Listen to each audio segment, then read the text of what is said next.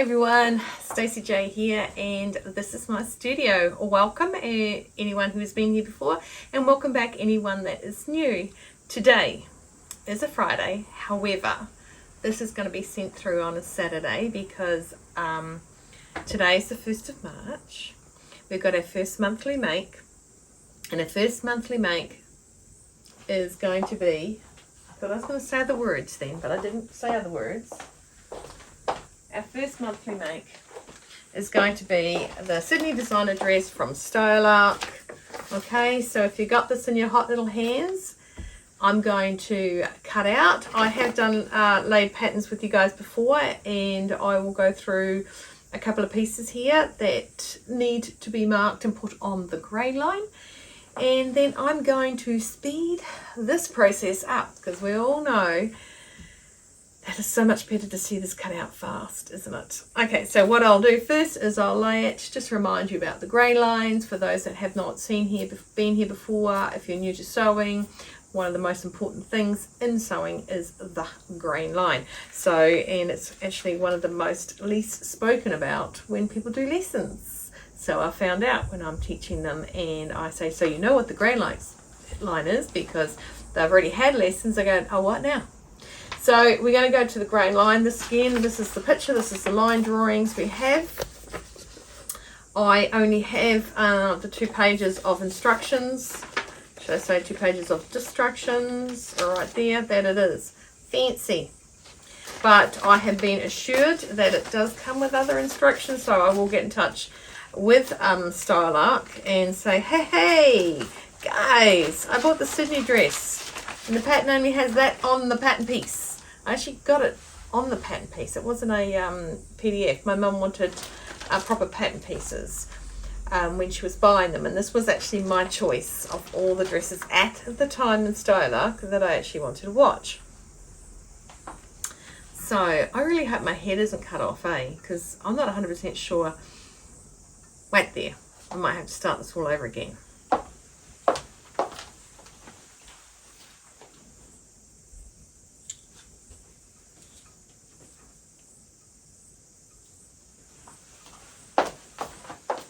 You can see that picture, so I think you can see me. Woohoo!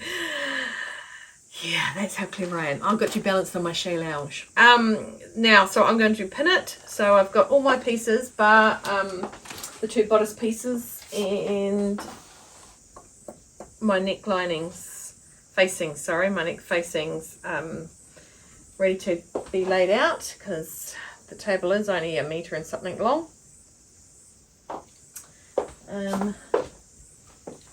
Okay, so I've got currently the back skirt, the front skirt, or front side, back side, and I've got the hem for the back, hem for the front, and a pocket, which I will be doing 2 pockets, 2 sets of pockets. I find, yes, they can be very annoying having pockets in dresses when they swing around, like, you know, but I want pockets because I like to stick things in pockets. Just saying is all. Okay, right, so I'm just going to straighten that up as much as I find it straight. Okay, and I put 1 pin at the bottom end of the grain line. Now this is flipped upside down because I'm running with the pattern all going this way, so bottom to top on my bits and pieces. Here's my pocket goes here. Anyway, so I got this here, my pin, and 1 of the grain lines. I'm just going to get my tape measure.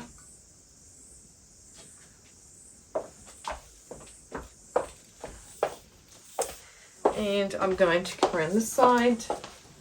I do hope you see me.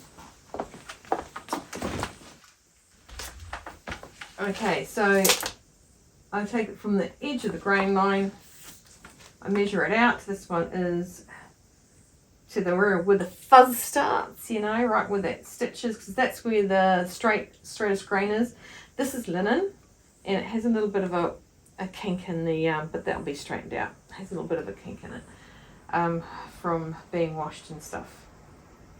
Because I'll say that's 21.9 centimeters. And where's the top of my grain line is all the way up to the top. So I'll go here. I'll put this one, 31.9, I said 8, yep. So this one down here, okay, I'll put my number on it, and then I'm going to move this. This frosting mat is not really that flexible or moving, and I move it to fit in. Beautiful. So that's right there. So that is straight. As I've said this before, my teacher used to go around and make sure we had pins in the grain line to know. And that was at TAFE College. That was to know, to make sure that we had measured it, because there was no trust and love in that. Okay, so I'm just going to do it for the pocket. I stick one in to start with. I know a few people actually, okay, my phone keeps switching off after a couple of minutes of recording the first time. So a couple of people line it up and try and get their eyesights, or take the fold and move it back. This is just how I was taught. Okay, not saying it's the best way or the right way, but it's my way, and well, my way or the highway, right? Just kidding. Right, so that's 12.3. I go to 12.3 there, and I can move this pocket more towards me because it's got about 2 millimeters. Perfect. So that's that one done.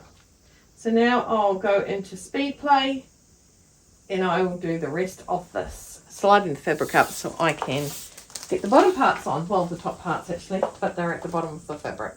Don't know why I always think this is the top.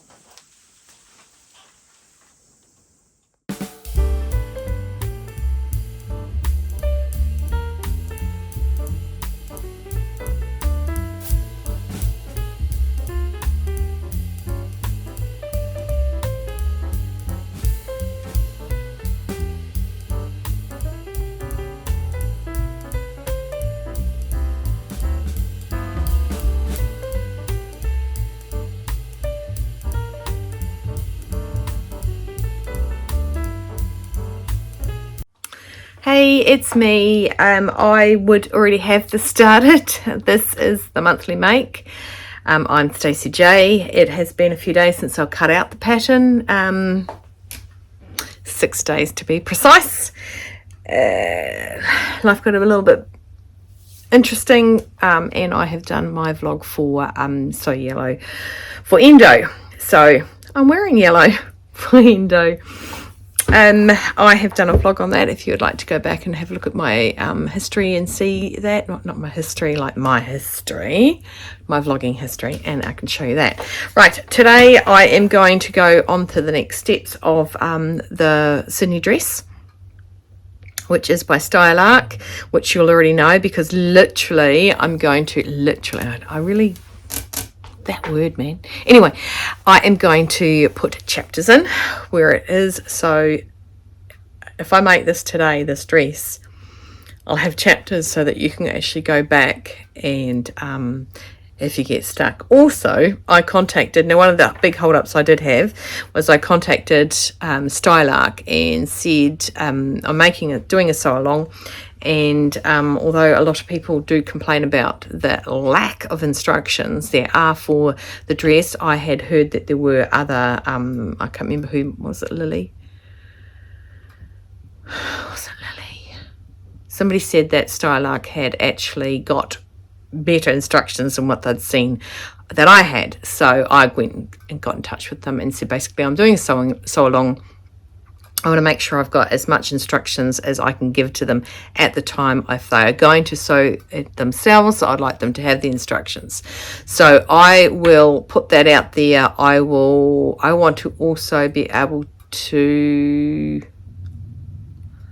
get you the instructions if you need it. So I've got them emailed to me, so either you could contact Taaa Dahhhhhh yourself, or you can contact me and say, hey, can you send me a copy of the instructions? So the instructions that were minimalistic, it's a big word for me on a on what's the day? On a Thursday. Anyone that's followed knows that my lumps on my head are not from horns, the devil. but from having some skin lesions burnt off. So this is the so far this is the instructions that was with the printed pattern. Now I can follow that. I can probably make it without the instructions, not seeming cocky or anything like that, but I can. But I want to make it so that it's easy for you guys to follow along, even if you see me, tell me off if you see me scratching them. So went from that to, this is my new instructions, already put it in my book. I made a printout for my mum too. Not that she's following, I don't think she's doing it, to be fair. I don't know if she's doing it. Okay, there's more instruction than what that was on there. There's your little art. This is basically all you got was these 3 pages on the pattern. Now I'm not liking the gooseneck, by the way. It goes long ways, so I can't flip it to drop the distance away, like you know, you can go 3, 1, 0.5. I like to go 0.5 so you can see my whole table, but I can't see it, and your forward camera doesn't do that, so I'm not happy. Not happy, Bob, not happy. So there's more instructions, okay? Not much more, but more. And they are, because they have been very brutally made aware that they are lacking instructions.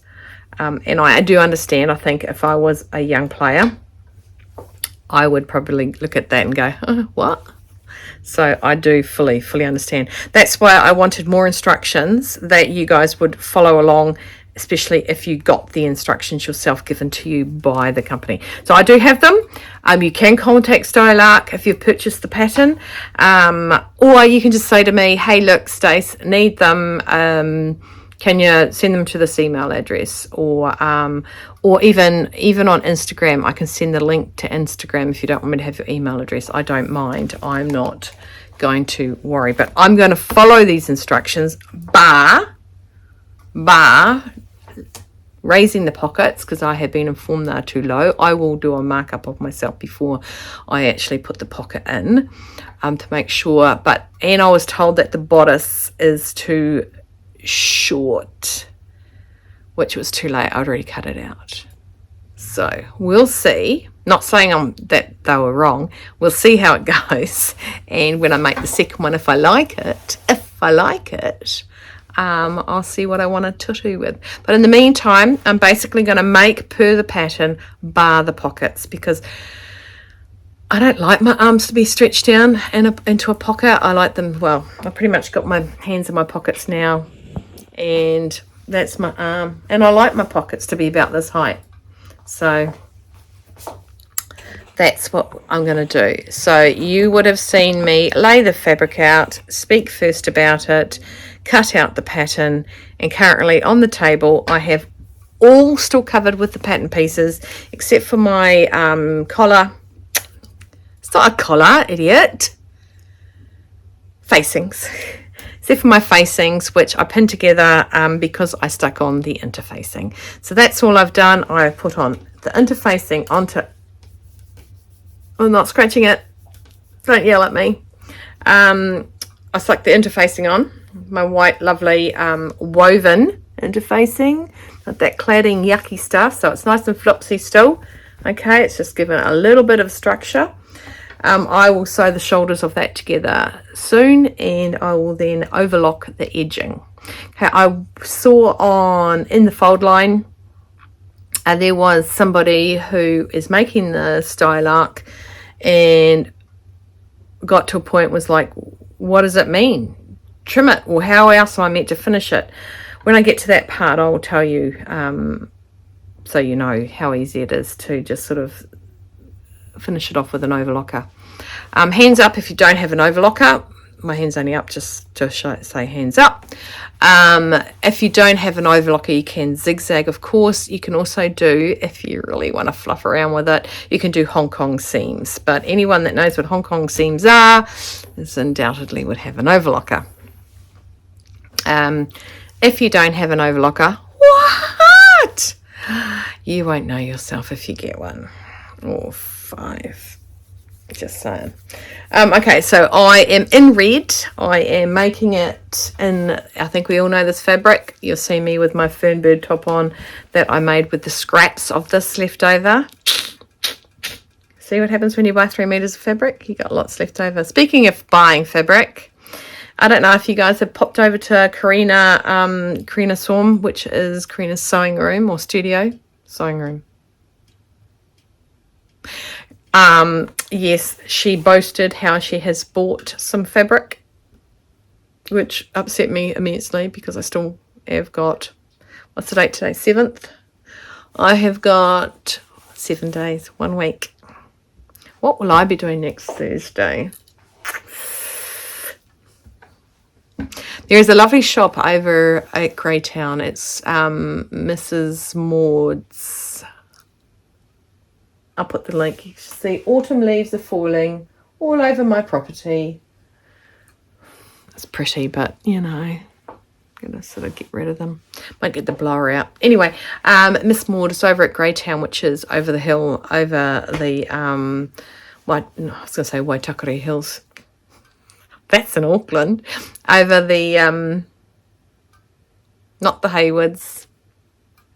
They changed the name of it, which confused me, so I just keep it to the same name that I'm used to. Anyway, it's just over the hill. And Mum purchased 2 patterns from her and a book. And they arrived just this morning, very wrapped beautifully and, you know, all that sort of stuff. There is a pattern. Oh, she got the patina blouse pattern. I had something similar to it, but I wasn't happy with it. It didn't give me the same vibes. I've seen Julie, who Julie sews her own clothes. She's made a couple of them and they look amazing on her. But then again, everything looks amazing on her. Let me have a look. This one, this is, so the patina pattern looks similar to this with that collar. But this is flouncier here. And I didn't think it was long enough. It was really full and like I look full enough without adding extra layers of fabric to me. So Mum's got that, so I might just, you know, see how it goes. And she got another pattern, which is like a bib dress, like a pair of overalls. So she's super excited to see that, to make that, which is cool. And then she got a book. So yeah, my mum reads cookbooks. So it's a sewing book. Anyway, so I said to Mum we should head off over to, oh, this is where the story was going. Head off over to Mrs. Maud's and have a look at some stuff. And she said, oh, maybe we should go while you're still on a fabric ban. Come next Thursday. The ban is lifted. Karina said that she's not silly enough to make a bet like that. I feel slightly liberated not buying fabric. And I can easily not buy fabric, but not buying fabric with gusto, you know, like, yeah. Anyway, this is not getting our Sydney dress made, is it? In 2 seconds, I'm going to go and let the dog in. And I've got a tripod going on there. So what I'll do is I will flip the phone upside down because you're too close, I think, to get the big picture on the table. The way the phone's sitting now. And I will flip the phone upside down and maneuver it. Okay, so hopefully it's going to work. And have you look at the table, and I'll do some talking. I'll set up a phone tripod by the ironing board, and I'll set up the gimbal by my sewing machine. So, whew, Nelly. But I think definitely the gooseneck over the table, because it's the one that gives me the height. That will probably end up as a thumbnail. Okay, coolios, are we ready? So I have got the interfacing sewed on my facings, and we'll get to it. I will put in was going to say paragraphs, chapters. Excellent. Okie dokie. So let's open the booklet. Oops, go to the right page because it's at the back. Sorry, that should have been sorted. Okay, so we've got our pattern here. Interfacing is only on the facing of the neck. Yes. Okay, the first thing we're going to do is we're going to get the front and back facing. It's already pinned. Pin it into place, and we're going to sew, and all seam allowances in the stylock is 1 centimetre. Let's go and have a little double check, but I believe that they sit there at 1 centimetre.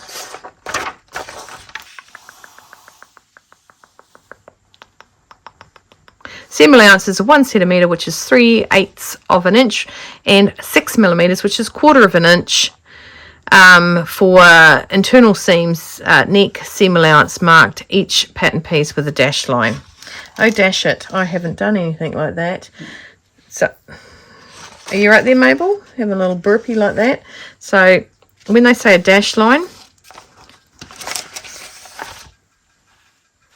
I need something dark under that.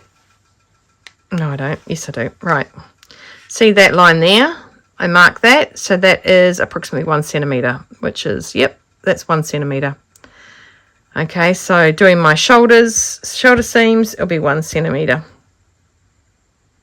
Roger, roger. Okay. And the other thing we do, so, right, with right sides facing, sew the front and back shoulder seams together, neaten with an overlocker serger and press towards the back. So they want you to, right, here we have the front and the back. There's the mark that says we're at the 1 centimetre seam allowance. Nice thing there. I put it on my pattern when I traced it out. Remember, if you're going to trace out your pattern, which, you know, at the end of the day, I've heard that this pattern rides big. So what if I cut it all out to the bigger size, find out it rides big, and it's already cut out. Now, sometimes when you cut out a bigger size, you actually cut through a smaller size, and vice versa. I've got 2 marks here, which I will get a chalk and a ruler. Right, this is for hemming the sleeve. So I'm going to take that off, and with the sleeve here, I'm just going to put my ruler in line with the dotted line to hem it. I'm going to flick up because I've got the right side up. I'm going to flick in between, just so I've got that line.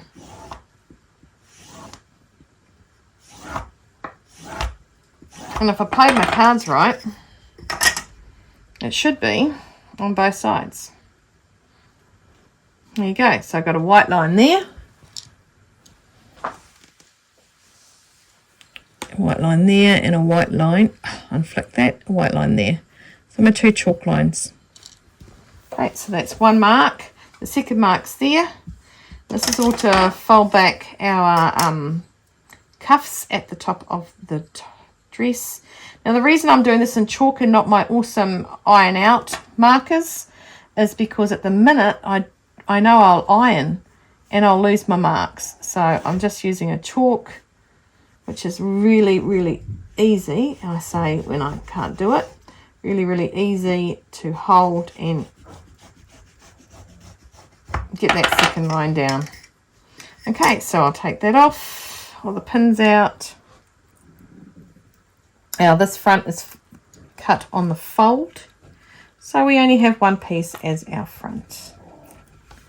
Now I've made this out of a really nice linen,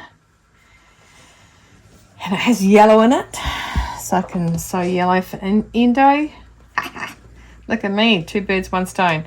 Not even thinking that at the time. So there's my front piece, and both of them have the fold backs that it's going to go when it comes to folding the sleeve. Okay, I'm just going to move that out the way for a second and come over to the back. And there's my line there.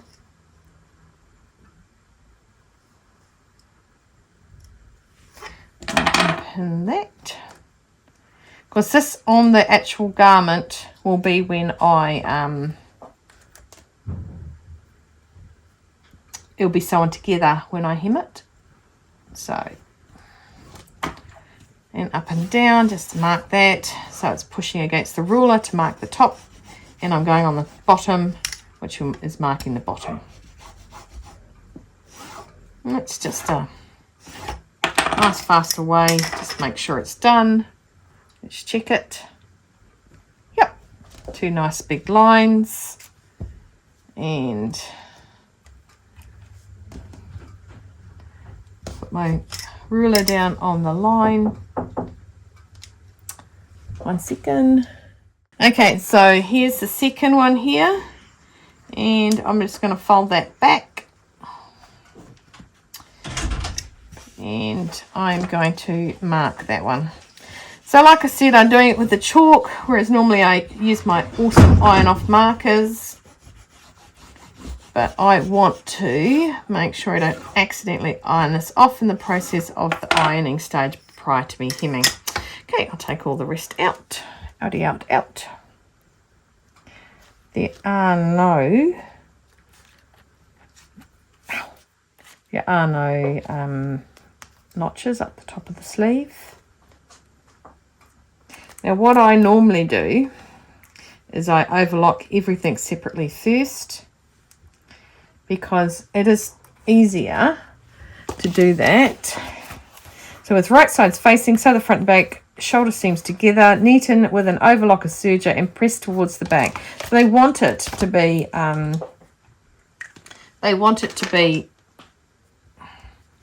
overlocked and face to the back anyway, so let's do that. And I do believe before you start, the right side is going to show the shoulder seams front back, neck side, neck facings together, press open. See, the facings should be open, but mine aren't because I read the wrong instructions, because I'm an idiot. So we're going to pin these together. Now your seam allowance is 1 centimetre. So you have the 1 centimetre starts down here and it should be touching there. It doesn't necessarily mean it's going to touch at the, just lining up the seam allowances, sorry.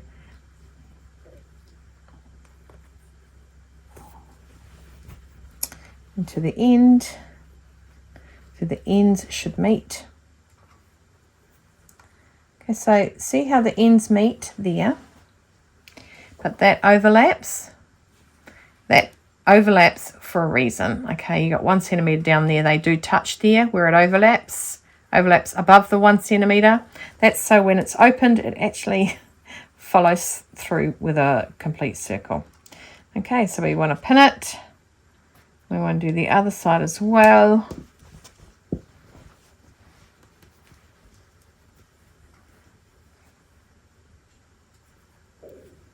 If you actually hold it up, you can see how it's going to angle out anyway. But that's how you get, you don't make sure. Here I am at the sewing machine. I have got my front and back together.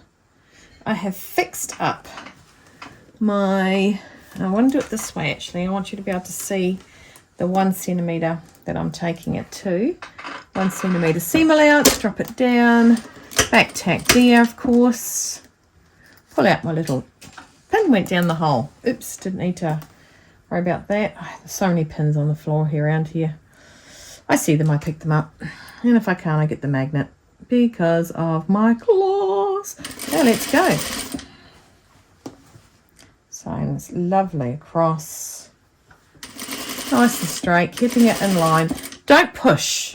Don't pull, don't push your fabric. Just help the fabric stay in line where you want it. So if I just pop this down here, this is my 1 centimetre guide line. Okay, so it just needs to touch that to get the guideline. Actually, it needs to touch that, Stacey Joanne, so it's there. That's my 1 centimetre. They have little contraptions that sit over the top of them. If your fabric is going wonky, you're going too fast. Just nobody's timing you to make anything. So just relax, enjoy it, enjoy the process. Don't sew your facings together. Fix my facings. You know, at the end of the day, I'm looking at it going, why am I sewing my facings first? Because I've never sewn facings first. So it was kind of like, okay, I'll do what it says. But of course, done me. I'm just going to move that out of the way. I actually don't really like it. I should give it to Mum. I don't like it. It annoys me. So I'm there. See, I'm coming up. I'm still at my 1 centimetre. I'm sewing there, just guiding it. My stitch is going to come out there. The top's there. Back tack and cut off. All right. I like to back tack and cut off further away from the edge so that the tacking doesn't come off there. So, and then when you open this up, that's round. Can you see it? Can you see it? Can you see it? I've got to see if I know what I'm doing. Yep, yeah. So this is facing, the camera's facing the other way, so it is a little bit special for me. Okay, down here, set other side, down, back tack to the edge, back again. If you start a little bit of ways from the edge, now I'm all right because I'm on an industrial machine and it's only got a little pinhole. It doesn't have the line to have zigzag, so if you're in a domestic, this hole here is different. See, this is just a little hole. It can still eat things. Like, so I can still eat my fabric if it wants to, and it has. So I've learned to start a little bit away from the edge, back tack to the edge, and then come back again. And it doesn't gobble it up as much, like the Cookie Monster. The cookie. So I'm not directing it. I'm holding this here, making sure that my 2 seams are together and my hand is just there. And it's not pushing, it's not holding, and I'm not pulling it, okay? Very rarely will you see my hand behind a sewing machine pulling my fabric out. And I have done it, I will say that, but very rarely will you see me doing it. This is, your hands are guidance. Your dog teeth is what does the work. Otherwise, you end up stretching the fabric or just really messing it up. See, here that's where the neckline comes in, and my centimetre should be about here.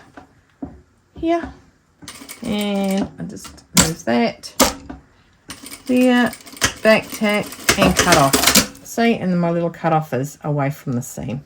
That way it doesn't stick out. So the next step was is to overlock the 2 seams together. And then we go and iron it towards the back. You know what I was about to say? Oh my gosh, I got some faults in my fabric, but that's my chalk. No one said I was bright. Again, it's the same with an overlocker, even more so with an overlocker. You're just guiding. You're guiding your fabric along the edge there, how much you want cut off, how much seam allowance you want cut off. Okay, and you just roll it along. If you want, you can line your foot up so that you have minimal seam allowance here. And that's where I'm going to show you around the curve of the arm. We want to have minimal seam allowance because we don't want to cut into it. If we have minimal and we cut right to the, or overlock right to the edge, then the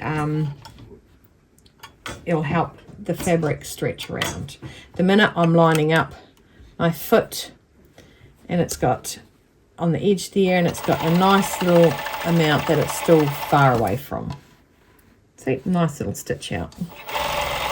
Again, just guiding the fabric, not pushing, just rolling with the fabric. If I was holding it or pushing it, you would see more movement with it, and it's just a case of directing it onto the machine so you don't stretch any part of it. Now, don't forget, I've got linen. Linen's not the tightest weave of fabric, okay? So you want to really be careful with it. Okay, my front and back, and now let's iron. I have a few tools. I have my 2 rolls. I lie. This is a roll. This is a ham. And I've got my big fat ham too. Look at him compared to him. You know, got 2 hams. So I use these quite often because a lot of things that we make as women, we have shape. And it has shape. So instead of ironing it flat, I like to iron it so it goes. Now you notice I haven't actually done, that's the back, yep. I haven't actually done anything around my neckline. It's quite a small curve. I should probably stay stitch it, but I'm okay with that. I don't think it's going to matter. So just nice and gently, make sure it's laying down. Normally when I do it, I give it a little bit of a pull in the opposite direction to what I'm ironing, and that pulls the, opens up the seam, and it just gives it that nice flatness. So when I roll it over, although there is a little bit of a lump there, okay, and I can just go and push it just so that it gives it the full opening it's allowed to have. I'm not ripping the fabric around. I'm being quite protective of my fabric. My fabric's in the raw state, okay, so there's not a lot of stuff holding it together, and the last thing I need is it fraying or stretching. There we go. It's nice and flat, with the seam going to the back. The other side, I always start from the inside. Not saying I'm right. I'm always right. No, I'm not saying I'm right. So the back's that way. Like I said, opposite direction, just a little bit of a pull. So when I say opposite direction, it's opposite direction to what the iron, or side away from the iron. So it should be pulling it that little bit. I find it just helps the seam settle in, help the stitches settle into the right spot in the seam.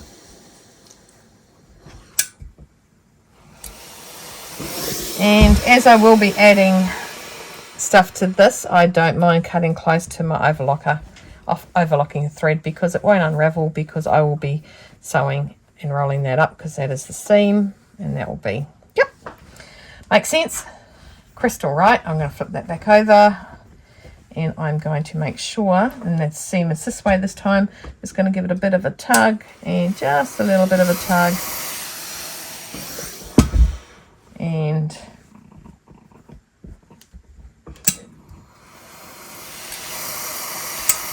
burn my hand. Right.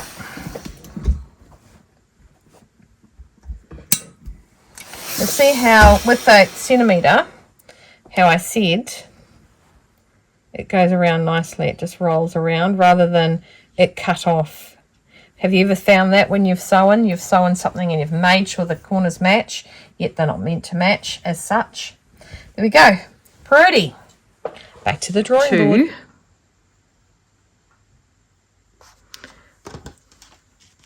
Sew those together at 1 centimetre, serge them together and iron to the back. So when you open it, it'll iron towards the shorter one. Let's go.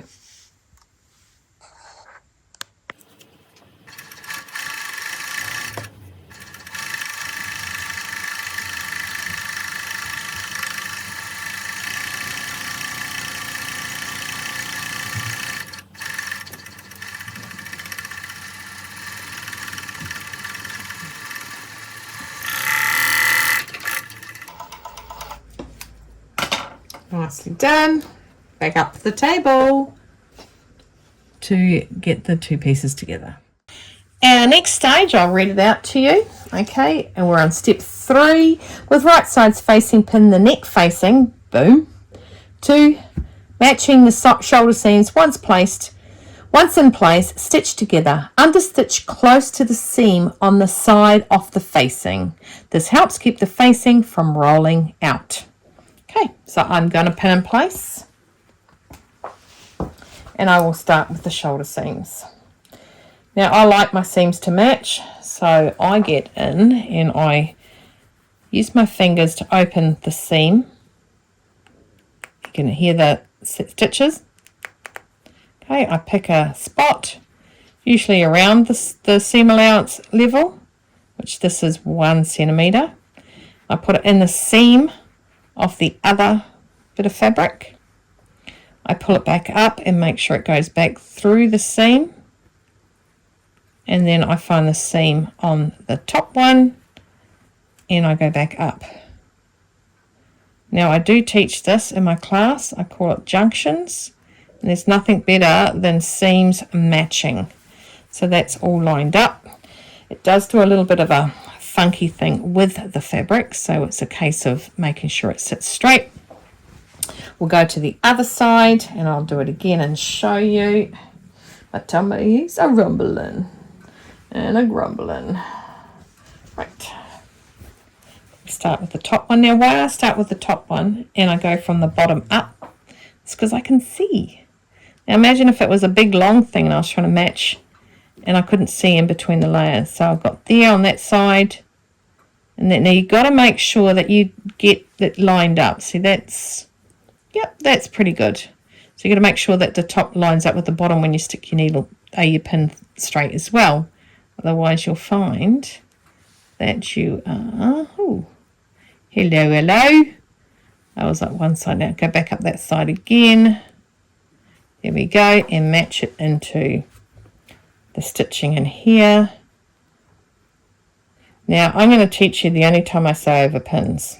Okay, so I'm going to teach you the only time I allow someone to sew over pins. And I'll say do it. Because you're not meant to do it, but this is important. And you don't sew like with gusto. You go, and if anything, you wind over it. So I'm going to put a seam in the a pin in the back of my neckline. Matches beautifully. Roll it around to the front and find where it sits in the center. Oops. There we go. Nicely done. Nothing is stretched here. More of a curve, so I'm going to just make sure that I put that in the center. Curve it there.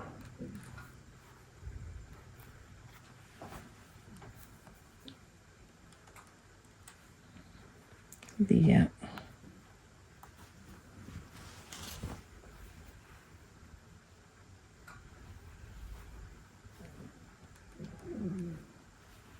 Oh, my tummy is having a chat. So because we're not going to overlock this. Now we don't overlock it because it's going to be tucked away, which saves it from fraying. Okay, so I'm going to take you, I'm going to start at the center back because that's the back. Always start in the least visible spot and go around. And once I get to there, I'm going to just show you how naughty I am when I go over my pin. Hey ho, here we are. We're at the machine again and we're sewing on the facing. I wonder if I should put you in this spot. Let's turn you around and put you here. Sorry, you're going to have a little bit of a dance around jig. This way, this way, this way. Down, down, down. Down. Oops, that way. This way is down, Stacey. Oh, gimbal crazy. I'll go back out to there. There we go. Right.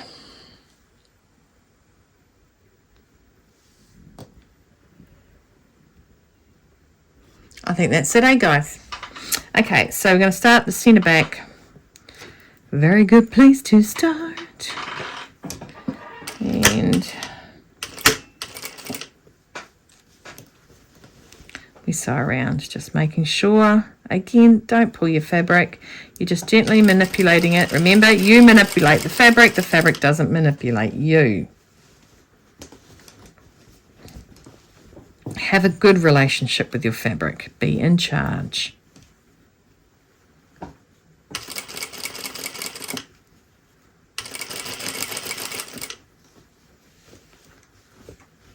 Okay, so we are coming up to the seam allowance where I've got the pin in it.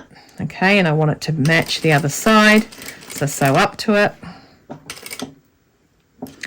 And I'm going to go up and down. Okay, I have actually just tapped on the side of that. And I roll over. Right, so I went up and over it. You didn't hear me hit it. Okay, and that should have lined up. If I lined up the pin properly, it should have lined up. Okay, round, we don't need that pin there.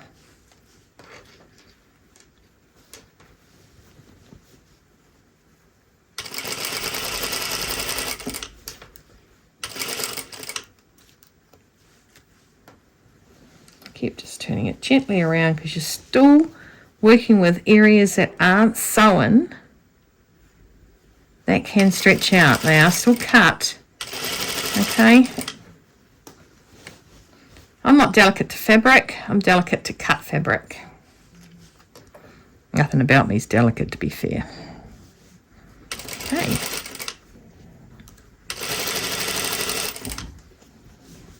Now I actually do teach to leave the pin in.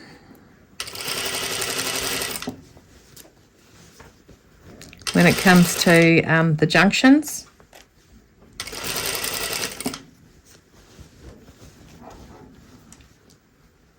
But you're not going fast over it because you want to make sure.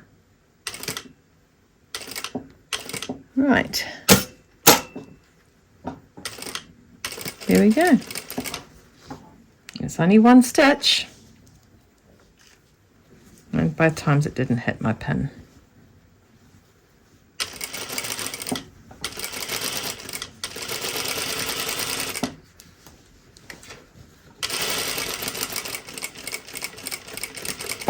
Perfectly matched. Okay, so what they want us to do is they want us to understitch it. So start at the back. I'm going to understitch now. I still do trim when it comes to corners, but actually I will actually definitely trim first. I like to trim first. It makes it fussier when you're actually trying to, you know, I've lost my little, oh there they are. My favourite scissors in the world to do this job. Okay. It does make it harder to understitch, but it means that you get your snipping in a lot better. I'm going to make sure you can see what I'm doing. So, Katrina loved it when I... Katrina. She's going to kill me. She literally is going to fly over from Norway and say, get the T out of my name. Karina loves it when I taught her that you fold in half and snip. Look at that. That's all in one movement, not this in and out. Not this, oh, how do you do it? How do you do it? I haven't done it for years, so I don't know how to do it. You go in one way, and you go that way. Oh, yeah, that would annoy me because that's not even touched. Right, so I fold it in half where I want it. Put my fingernails, you can even put your fingers, over the thread. Snip it. Done. There. Nail. Snip. Done.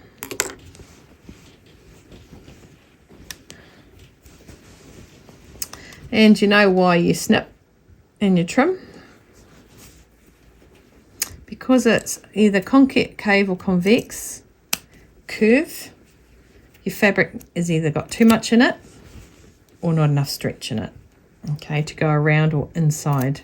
So if the curve goes inside, convex, concave, you got too much fabric and you want to get rid of it. But I actually do, and so you snip out fabric, which gives you that I wonder what was wrong with my stupid thing. It was on top of something. That way, yeah. And so when it's drawn together there, the pieces have got that gap that they can fold inside themselves, okay? And that's why they say to snip it. Now, I know a lot of you know this. It's just for those that are like, why do I have to do that, okay? So that's why. Now, sometimes when if you're going that way, or that way when it's rounded that way, you need to split it to spread the fabric. But having the notches out of it is also splitting it. So I just do that. It sort of helps keep it. And one thing you really want to do, a lot of people don't like facings because they roll. I actually don't have an issue with facings rolling, because it is about, oh shit, I thought I'd cut the dress then. It is about, yeah. Hey Stacey, teach us how to sew a dress and then just be belligerent and just cut the dress while you're talking. Is belligerent the word? I don't know if that's the word. Anyway, it's a fancy word, probably not the right word. So yeah, it helps it roll it in. And the biggest help to roll it and keep it in is your understitching. Understitching, top stitching, totally different things, totally different game players. One, top stitching is actually more of a feature, whereas understitching actually has a purpose, which I'm all for, purpose. Right, so I've got some little fancy clown waves going on there. I'm just going to clean off my table. Right, so I'm going to dig you down. So I'm going to go up to go down. Oops, there we go. And I'm going to just drop you there. There we go. Okay, so starting at the back. Now this is just, now I've cut it. Of course, it's not going to streamline under there. Notice I haven't been to the iron yet. We can go to the iron afterwards. This way, it's just, it helps you. You don't need to iron it at this stage because, oops, I really cut that, didn't I? So I've got it made sure that that is under. I'm going to start about here. And I am literally, have got my foot on the seam. Can we zoom into there? There's the seam. There's the edge of my foot. That is what I'm going to monitor my distance with. I have just on the normal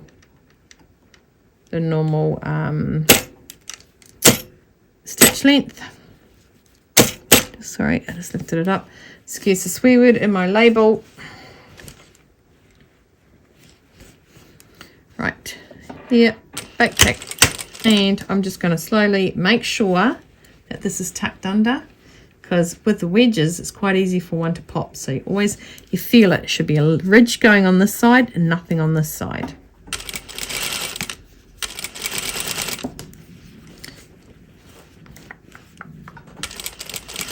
And then I think it's just coming on 12 o'clock lunchtime.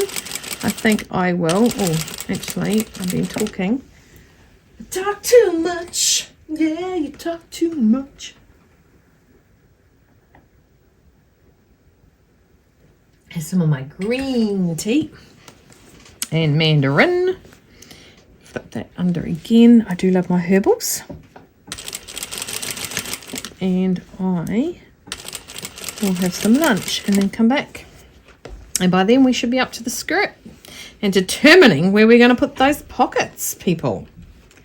Okay, my thing is split there. There we go. All right. So once I finish this, we will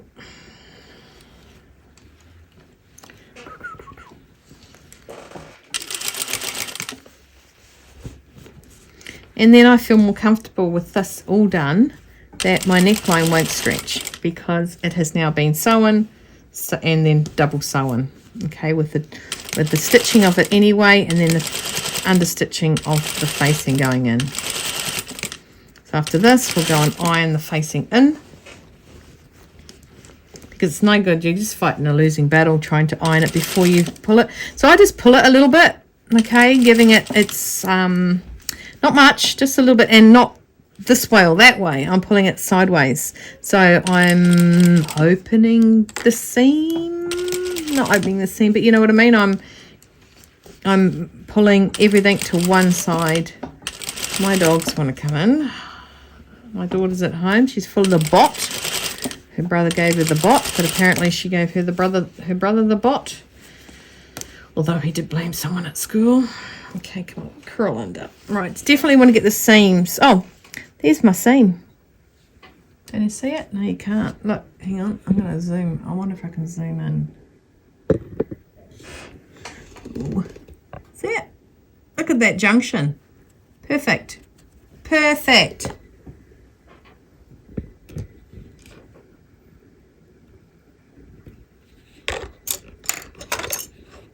Okay, I'm just going to go back out there. That's it. So my junction's beautiful. And that is, my friends, the aim of the game. Okay, you go shopping, right? Go shopping. Have a look at under seams, under sleeves, if it's matching there. Have a look at anywhere where there are 2 seams or 4 seams coming together. And tell me. You'll find possibly in the more upmarket places, you might find that there is the seam matching. I'm changing my needle too. When I come back, I can hear it popping, and I don't want my thread popping. So tucking that in, it's almost already there, you know. Now I just need to iron it and press it down, and it's just going to sit beautifully. Beautifully. Okay. I'm going to go and iron my top. Come with. This is where my little fat one comes in handy. Put it inside the facing.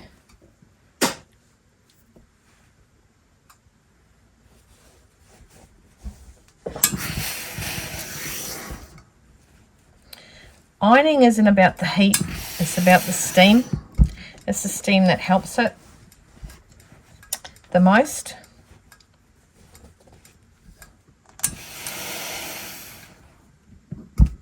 Of course, if you don't have a clapper, this is a clapper and it's got a point turn on it as well for my collars and things like that, or anywhere that's inside a narrow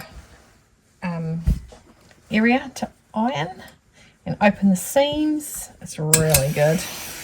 And I'll tell you where to get them. However, my dad made me that. He made one for Mum too. Now, clappers are not for... clapper takes out the steam. The steam is what makes the crease. So when you have ironed it, when I first ever used a clapper, I thought you had to clap the bajingas out of the fabric. So you steam it, and you get the clapper, and it sucks out the moisture. See the moisture is now there on the timber there? And what that does is it gives the obscenely awesome crease. So when I do hems for pants, I always do that afterwards because it just does the best creases.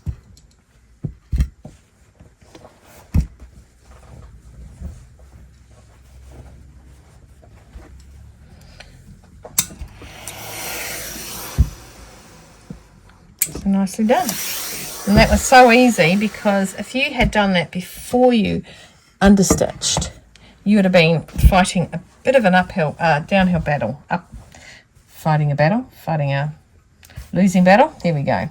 See, look at that. Look how beautifully that sits. Nice. Pretty proud. Looks pretty cool. All right. Next. Sorry, I'm just playing now. Right, had my lunch. The next step, it says, in the order of business, I'm just hoping I didn't spill any soup down myself, which chances are high. Fold the facing inside and rather place the top stitch around the other edge. Okay, so we're just saying to, which I don't know if I will do. Where's the picture? Where's the picture of the dress? It's saying to top stitch. And... oh yeah, okay. So we can top stitch around that there. Okay, so what we're going to do is we're going to turn it back into this way, which we have done, and then we top stitch around the edge of the facing. So I'm just going to stick some pins in to keep it nice and flat. I possibly wouldn't do that, but we're making it to the rules. No breaking the rules. Okay. Now I'm going to sort of measure the facing. This is a great way to keep the facing down, by the way. Strangely enough, because it's sewn. And we've got it in a nice red, which will be a beautiful contrasting to the fabric, due to the fact that the fabric's got red in it. I mean, I could have had aqua blue, whereas my son would say aqua blue. Could have yellow. Okay, so I'm going to lay her down. And I'm going to sew around, and I could, because sometimes I like to do my stitching on the right side of the fabric, and to me, I'll find a little white pen, just making sure that it works, which it does. I'm going to put the lid on it, which is stupid, right there. There is the seam there, okay, which gives it, where did I say it was? There. It will come up white soon. But that is about a 4.5 centimetre borderline. We just measure this. It is 5.5 centimetres. Take the 1 centimetre off the seam allowance, and you have a 4.5 centimetre. So 4.5 centimetre is the actual border. I can actually go around it, I don't need to measure it.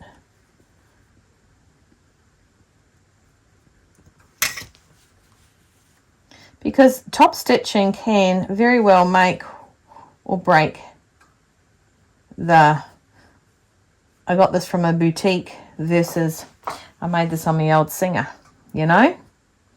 So, you know me? So I'm just going to go around and kind of just mark the territory. Down to there.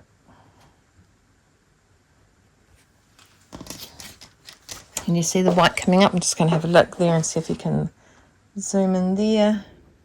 See that white mark coming up? Now this is a heat resistant pen. And what I'm going to do is, because I am right on the edge of the overlocking, it's really nice, I can really feel it through, I am going to put my foot just on the edge, and so that it'll come in about that much. So it'll come in 5 mils from the edge of the overlocking, and that will guarantee. Where the heck is this one gone? There it goes, up there. Trust me to put a pin right where it doesn't really play the game.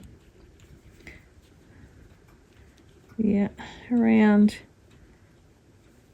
And it's a smooth transaction too. You don't want it jiggy-jaggy. That's the word. Google it. Jiggy-jaggy. It's when things are shaking about. You're going all jiggy-jiggy on it. That's out to there. Maybe I should have used my pink one. The white does come up. It's just got to dry a little bit. It's on my hand now, see. Right, over the shoulders. Remind me next time I turn the camera off to turn my heaters off, because now it's probably subtropical in here, which is good because it is not warm out there. I'll tell you guys about the 5-minute storm we had the other night. I mean, and I'm not kidding you, it was 5 minutes and it was a storm. It hailed. Not hail like you get in Australia hail. I'm not sure anyone gets hail like Australia gets hail. but it hailed and it had 4 lightning strikes and 2 claps of thunder. And when the thunder clapped, it was right above my house. Right above my house. Notice. Come on, pen. There we go.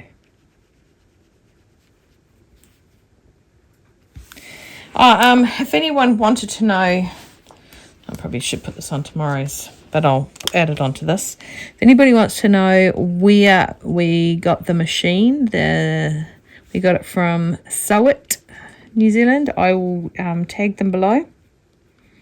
Okay, they are who I buy most of my domestics through, not the ones I've got for lessons, but all the ones I buy that are vintage, of course, but all the newbies, even Mum's new Janome, we bought from down there.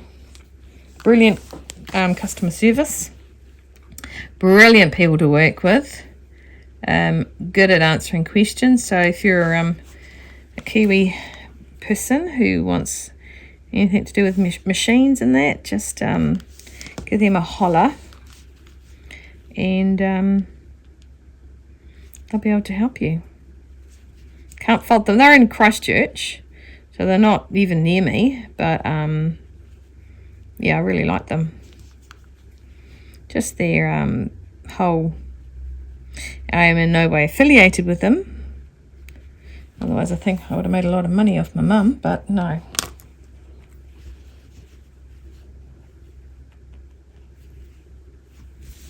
There we go. Okay, so I'm going to go around and top stitch this down. And then the next stage after that is with the right sides together, so front and back seams together from the waist to the sleeve opening. Clip the curves at the seams and underarm. Neaten with an overlocker serger or press towards the back. So I'm going to go and top stitch that, which I'm going to pull it out to a size 3.5 stitch length, and then I'm going to turn it the other way and sew this, nip it and stitch it all the way around, all the way around to down. Just wanted to double check I wasn't having the opening. Okay, so let's go and do that at the sewing machine, and then we'll go to the overlocker when it comes to finishing off the stitch. So we're going to go and maneuver this. Let's get to it. So I've just changed my stitch length to 3.5. Okay, and I'm going to come over here and do my things. Oh, I should turn the heaters off. I just got a great big gust of heat, that was all.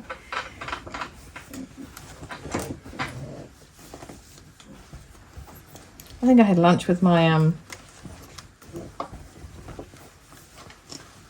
what's that thing called? My needle. My pin pad on, my pin cushion, that's it, on my wrist. Okay, right. Righty, right.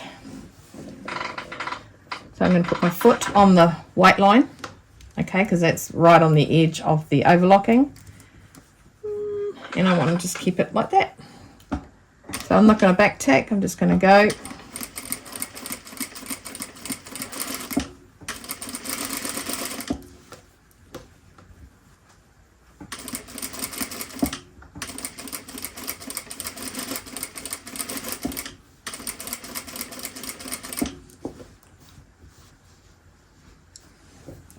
So it should be just inside that white line I made. I'll take this pin out because I didn't like the way it sat. And it was there.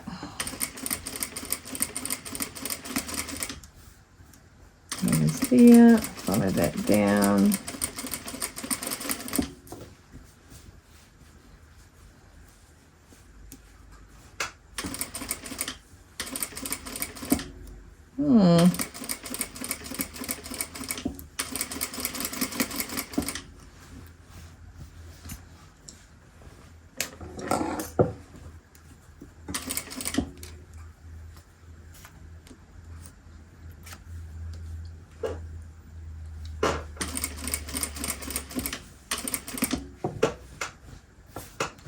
want it to sit nice and flat, so don't have it twisted. Straighten it up if you need to as you go around.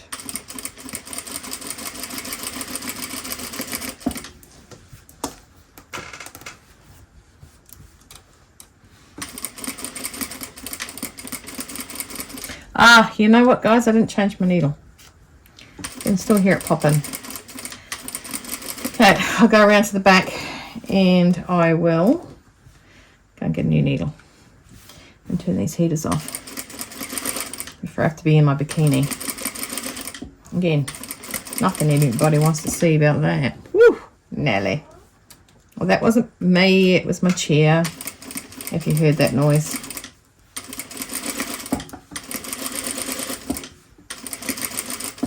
Looks a bit weird having the white line and then the red stitching at the top of it, but once I iron this, you'll see it disappears.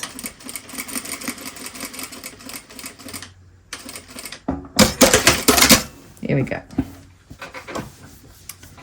And because I want to change the needle, I'm going to stop it and go get a new needle.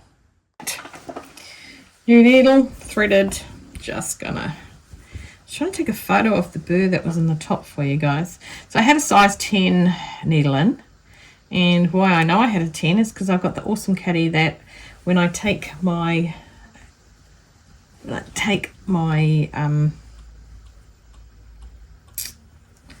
needle out, I go to this is the current needle in your machine slot, and it tells me what's in my machine. That's how awesome it is. Love it, love it. And I've just sent one of those to Karina so that she can know what she has in her machine. I love my needle caddy because it is so very helpful. So what we're doing is right sides facing, going to sew down the armhole. And when I find the armhole, there are two together, and we're just gonna, yep, that's it.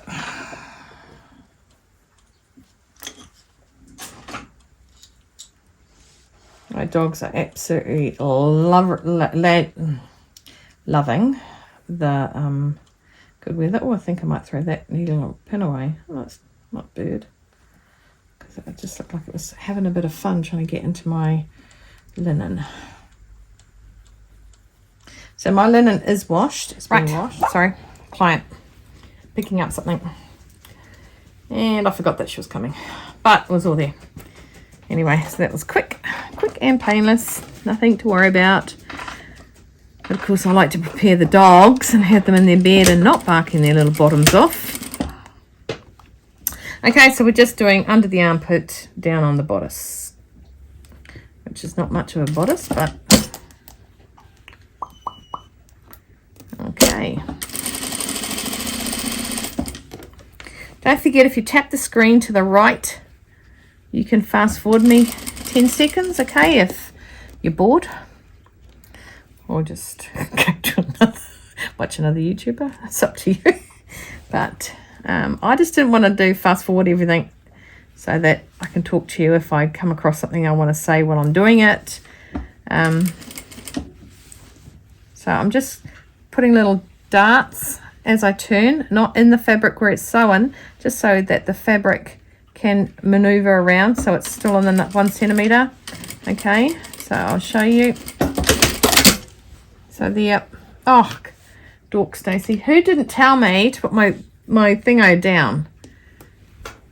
Who was in charge of telling me to put my stitch length down back to 2.5? Excuse me.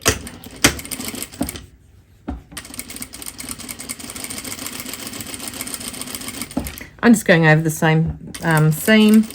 Not that sewing under an arm is going to be drastically bad if I do it twice. I'm going slow. Oh, I don't need to tell you why I'm going slow. It's up to me how fast or slow I go, isn't it? but I was going slow just to make sure that I stayed on the line. I wanted to stay on the same line. And this one, oh, I didn't sew it. Okay, so it was just at the beginning. Sweet. Right. Go forward a bit. Go back all the way to the beginning and back on. Remember I said, let's see, it's been an hour for me because I had lunch. It's been 5 seconds since I said that. She would like to know when I had my Panadol. Can you guys remember? Because I might need more. Okay, I'm just going to pull that fabric. Again, I'm manipulating the fabric to line them up. This saves me having to use too many pins. There is not too many, okay? You put in what you feel comfortable putting in, because I'm not there sewing it for you. You're sewing it. And if you feel more confident having more pins, then you feel more confident putting your pins in. Okay? This is your game. I'm just giving you the directions. Right. Now that pin was not under the needle. It was actually almost out. So I've stacked them two together. I'm going to go and overlock it. I'm going to overlock it really close because I thought I wasn't recording there. So I don't want to trim around the corners. So I'm going to overlock nice and close in so it's got the minimal amount of stretch when it comes to it. Pop it on a different angle so you can see up close and see all the fluff from the cape. That is hilarious. There's nothing out there, Mabel. Go sit down. I said there's nothing out there, Mabel. So I'm going to go right on the edge. Okay, my needle is here. So it's going to stay here, but it's going to be nice and narrow because that's what I'm looking for at the minute. I get a little gauge in my brain, so I've got like a little visual of where I want it. Okay, and it is sitting beautifully close to the stitch line. And don't forget, we've got a corner coming up. We want to take it sort of nice and slow. Overlockers are really good. Love an overlocker. If you're scared of an overlocker, you don't need to be scared. You just got to treat it like your parents and give it some respect. That's what you've got to do, because look at that, nice and close. There we go, nice and close to the stitch line. So I don't need to really trim it. It's trimmed itself with that. So why you respect an overlocker is because of exactly that. It trims, okay? And it gives that beautiful finish. None of this fraying stuff unless you want that look on the outside, which I have with most of my jean bottoms. I don't know if I can unfray anymore. I love a good fray. Afraid not. Okay, so there it is. So I'm going to turn it in the right way. I'm going to roll down the seams and I am going to iron it. So all nice and tidy. The only thing we've got that's not tidy so far is the bottom of the yoke, the front yoke, and the edge of the sleeve. I think it's looking pretty cool. Okay, what we've got to do is we've got to make sure that we've got enough stretch, because this is convex. So it goes around and the inside seam pulls. Okay, so it pulls out. And that's where you would make sure that it came out and you'd cut into the seam, which doing the overlocker right there should give it enough movement.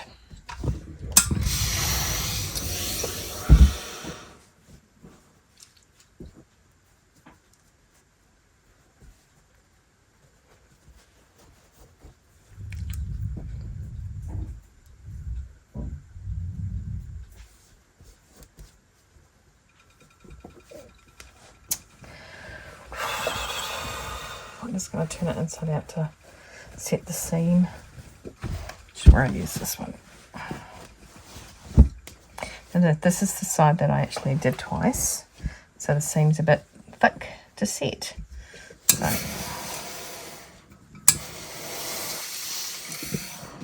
okay, and I want it to go towards the back, which it is doing. Look at me for just getting that right the first time.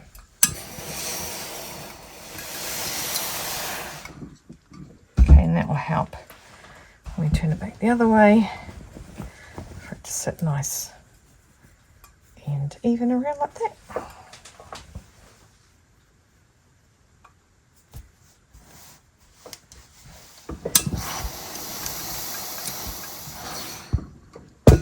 Nice. Oh, it's got a little bit of a glitch in the fabric. There we go, that's better. An accidental crease. Right, go back on the inside and this side.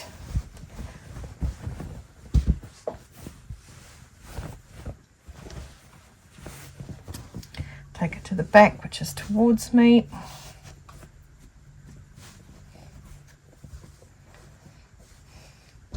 Put the iron on the other side.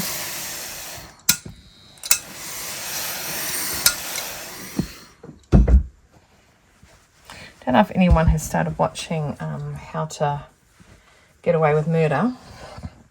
Started watching it last night. Never watched it. Never watched it.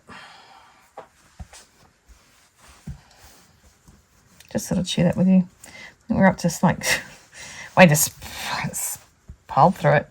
I usually watch Friends, and I just felt like, and I watch Friends like get to season 10 and then start it again. That's how much I watch Friends. There we go. Nice. That's all done. So I'm going to put that aside because the next stage is pockets and the skirt. I could try that on. See how big it is. But look on it. Oh, and I'll just iron around the neckline so you can see. Once the white's gone, because here's the white with the top stitching. See a bit of the white there. And I'll just iron it. And it's your item. So if you need to mark a curve, mark a corner, or anything to make it better for you and easier for you, it's not meant to be hard to sew. It's meant to be enjoyable, okay? So if it's hard, you're not going to enjoy it. You're not going to enjoy it. You're going to just hate it, and then you're not going to sew anymore. And sewing's awesome.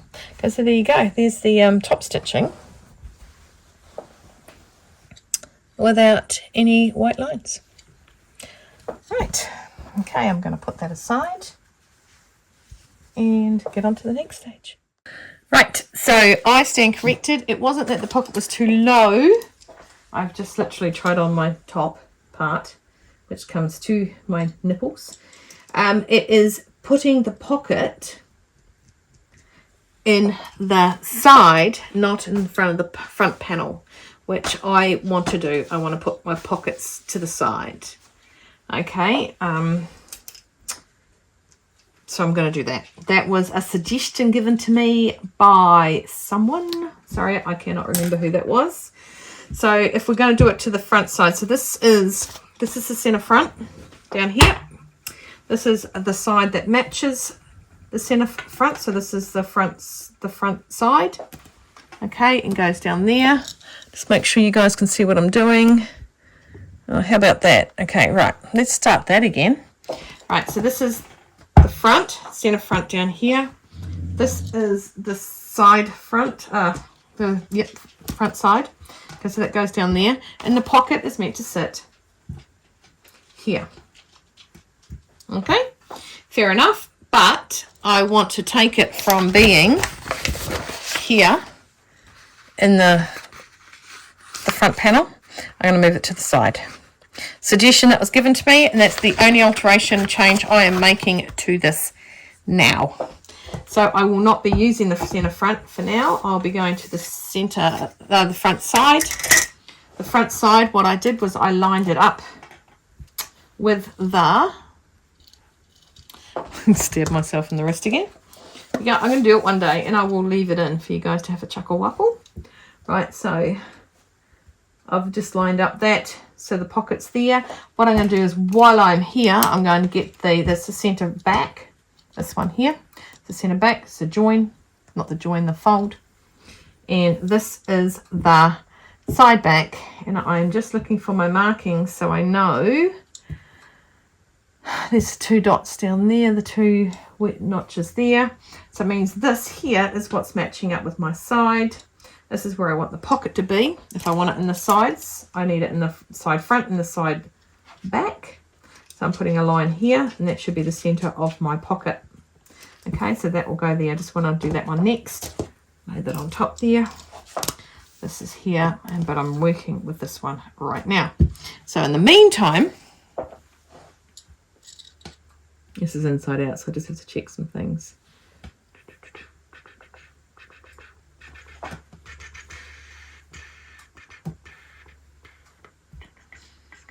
I lie.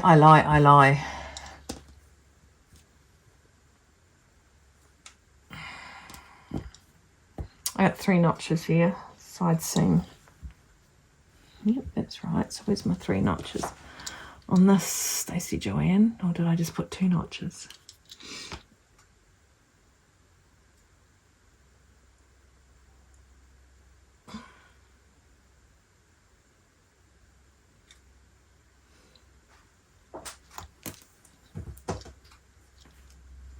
Two there. These 2 are there, so these 2 are here. So that goes with that. Up to there. There's that notch that belongs there. And that goes to there.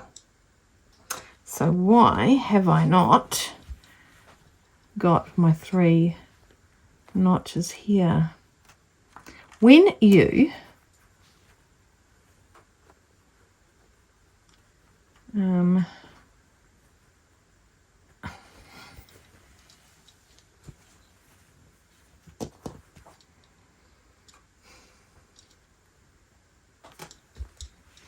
when you do it, for the love of God, make sure you do it the right way and mark everything.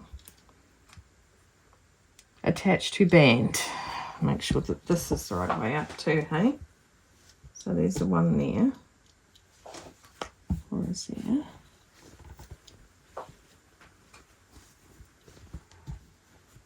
No, because I made sure I had it right. Oh, people, how terrible am I? That goes there, to there. That's attached to bodice and that's attached to band. Yep, attached to band. So this should be attached to band down here. That's a side seam. There should be 3 notches here, which there isn't. It's not playing my game, people. It's not playing my game. I am going to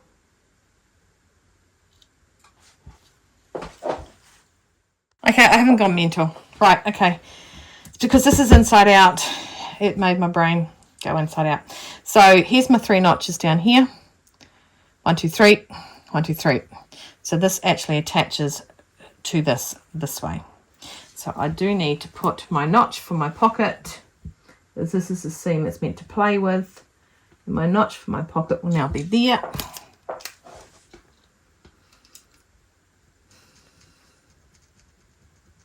Okay, so I'll do notches there, the pockets. Just flip that like that, just so I remember. I should remember now. And do my 3 notches down here with my little yellow scissors. Where's my yellow scissors? Down on the machine.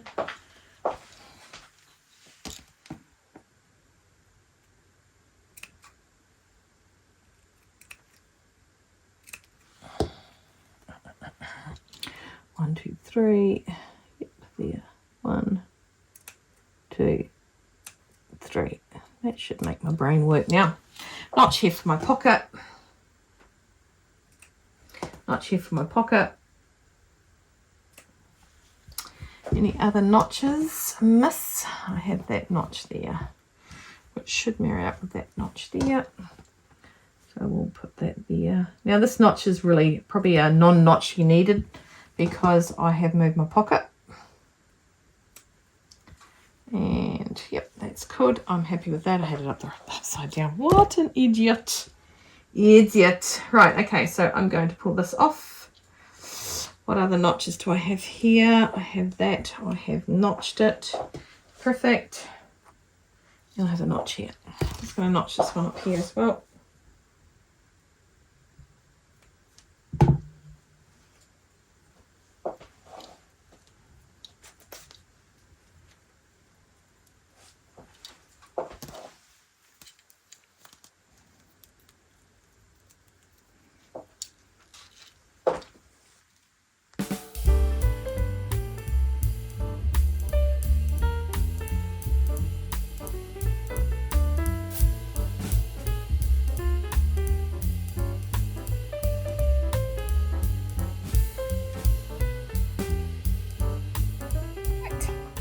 So now I've just marked the pocket where I'm going to stitch down. So with right sides together, I'm putting my pocket in my notch and my notch. Notchy, notchy. Okay, so I'll put my pocket into the notch there. I'm breaking to the song Titanium. Sorry, but it's in my head right now. Okay, and down to there.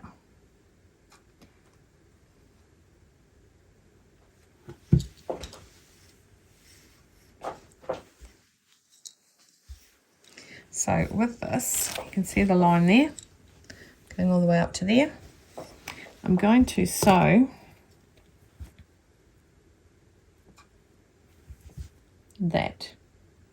Should be 2.5 centimeters this side.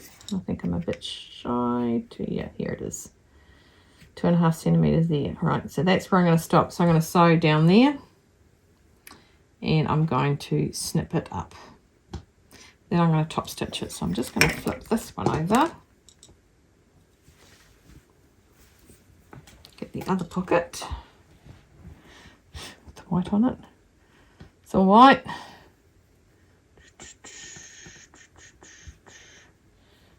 Go, notch, notch.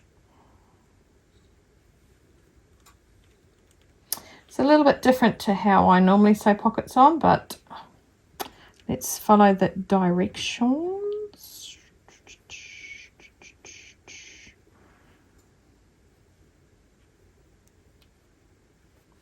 And there's the end of my line.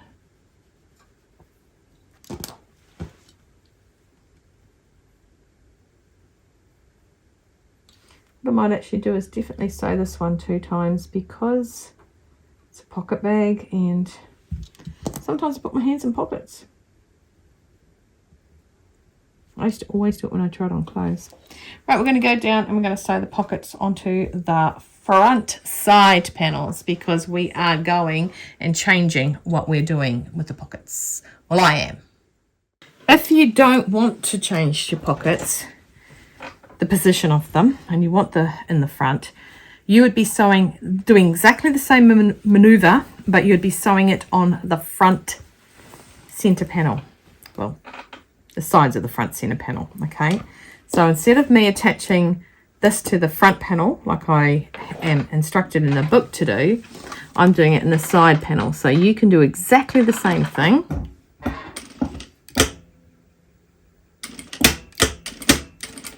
Okay, exactly the same thing. 1 centimeter seam allowance. Make sure your fabrics are in line.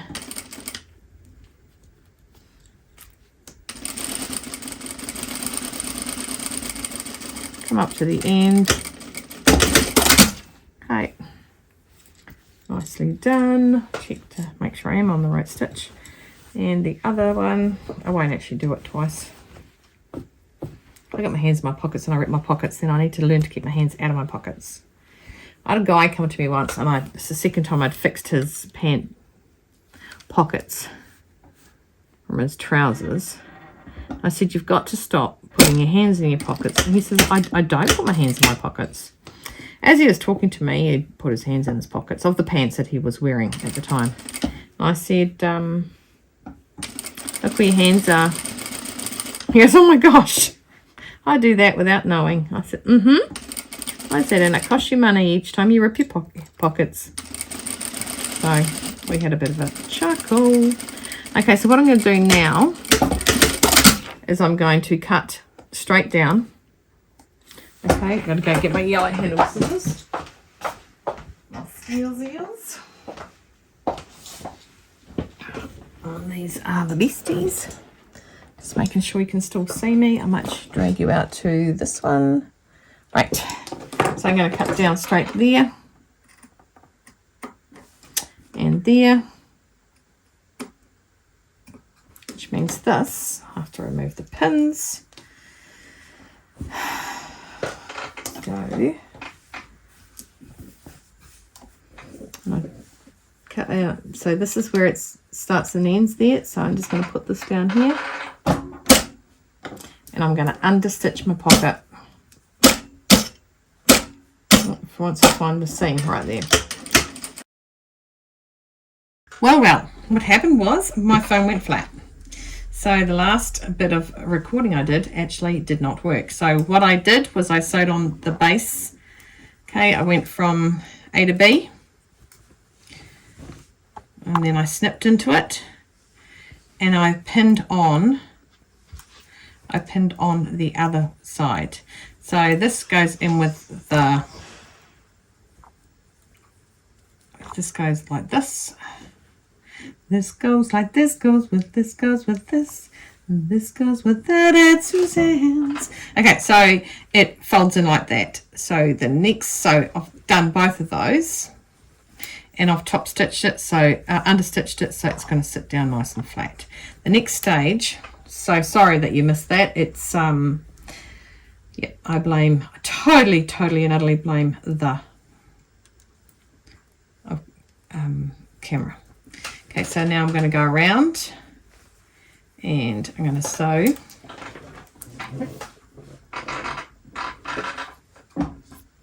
It should actually even be even Stevens, but it's not, is it? The top one does not match the bottom. Right.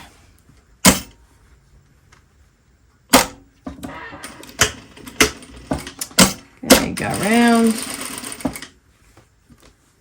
Make sure it lines up. So I'm putting the other side of the pocket on. What I said was don't worry, you've got a lot of corners here. It's on a curve, don't race it. It is exactly what it is meant to be. So I'm just turning it with my fingernails, just turning it like that. Okay, and then I stop and then I'll regroup. And I go around again. I've got a little pin here, so let's take him out.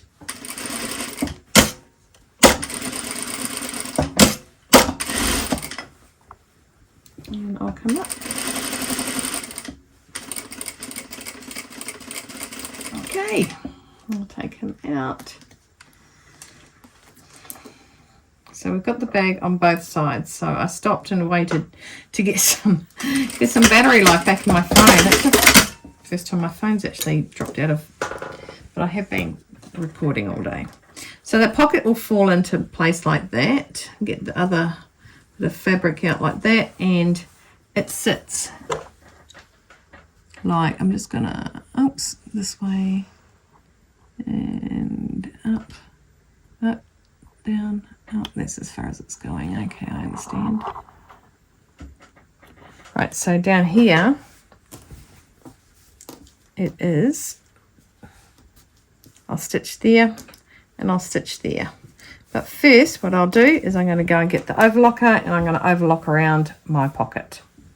I'm going to not show you my overlocking because you don't need to see that. I just want to get some battery life in this. Okay, so what we got here is the pocket. Okay. Now I really do want to take you over the other side, so give me a second. I'll unplug you and take you over there. Right, as I said, I'll stick the sides onto the pockets in a minute. Firstly, what I want to do is I would like to find my yellow scissors over here. I would like to attach the centre front. Okay. I have overlocked my pockets on. I've not overlocked them on, but I've overlocked them. So I'll just unpick this and attach it to the center of there, and my front will be, this is where the pocket was, so I think I did mark it and nip it on the other piece where it was meant to go. Don't forget, if you want the pockets in the front, go for it, but I'm just trialing it this way as it was a suggestion by somebody who has made this dress before. Okay, right sides together.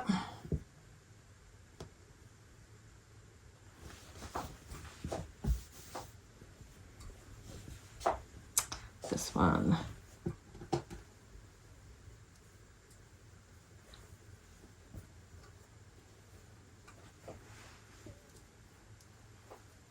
There's a notch and a notch.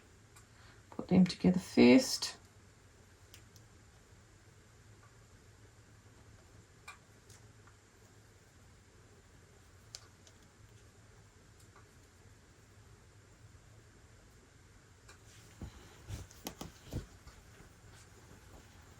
I'll pin to the bottom now.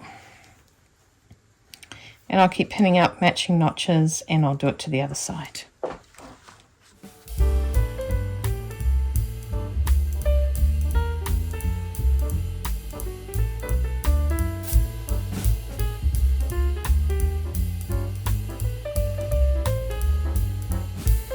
So all pinned up, I am now going to sew down my center front and side front.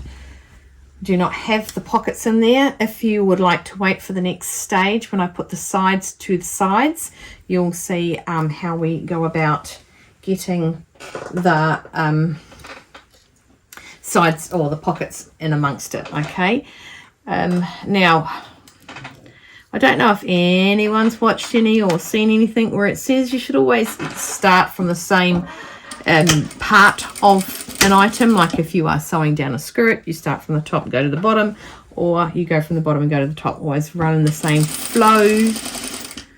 Can't say I always do that, but at the end of the day,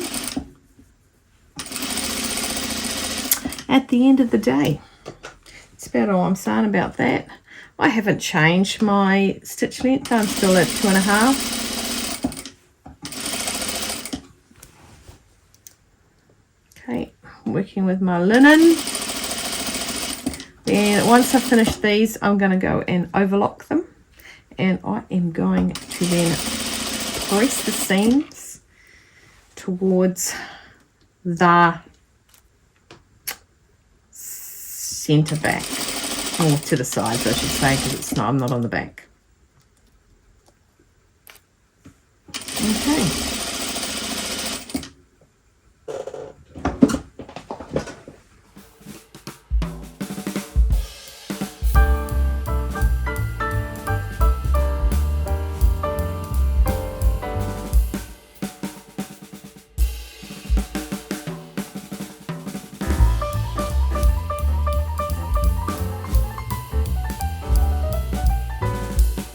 Okay, our next stage is actually adding our centre back to our side back. This is our centre back here. This is the side where the pockets.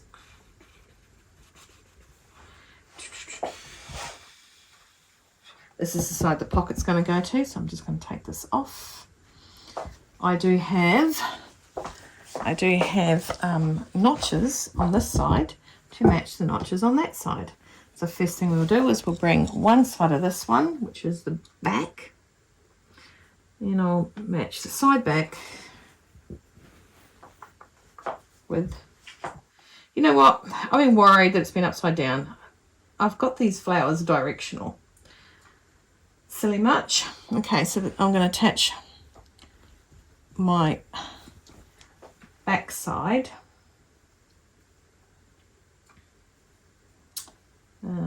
And if Chris watches this, he will have a giggle at what I just said. To the back, one at the top there.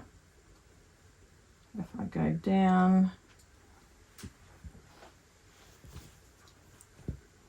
should have another notch here, another notch there. That should match up. nicely. Nice. And I think there's another notch up here, if I remember.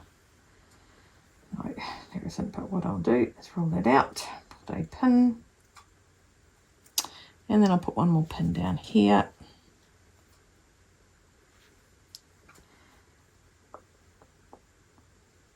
These will, like I said, will have chapters. The chapters will then, you can break it down and you can go in, and when it says put the pocket in, I have held I have held it up against me sack much, so let's see how we go, eh? And I'll pop this one on top. Okay, and match my notches. I've got double notch up here, double notch up here, right there.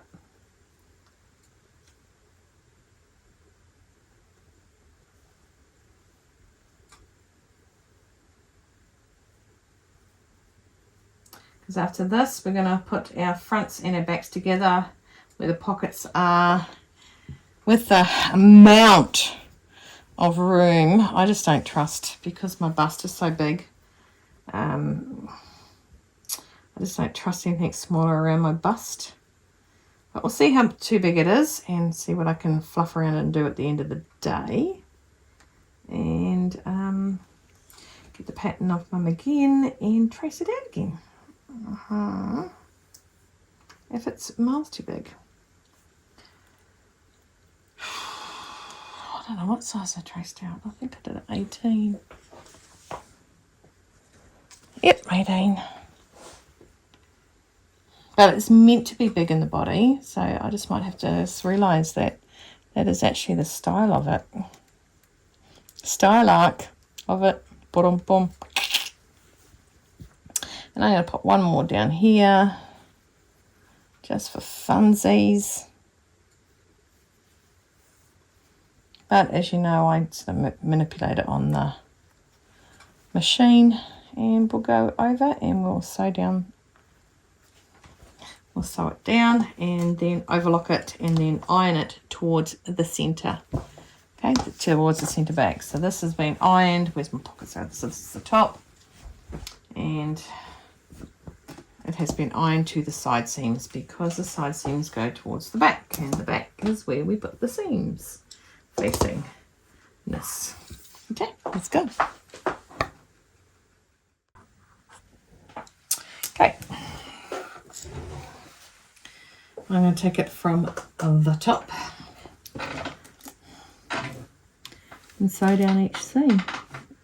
Sew ways down, back tack to the top, back tack back, back tack back, sew back down.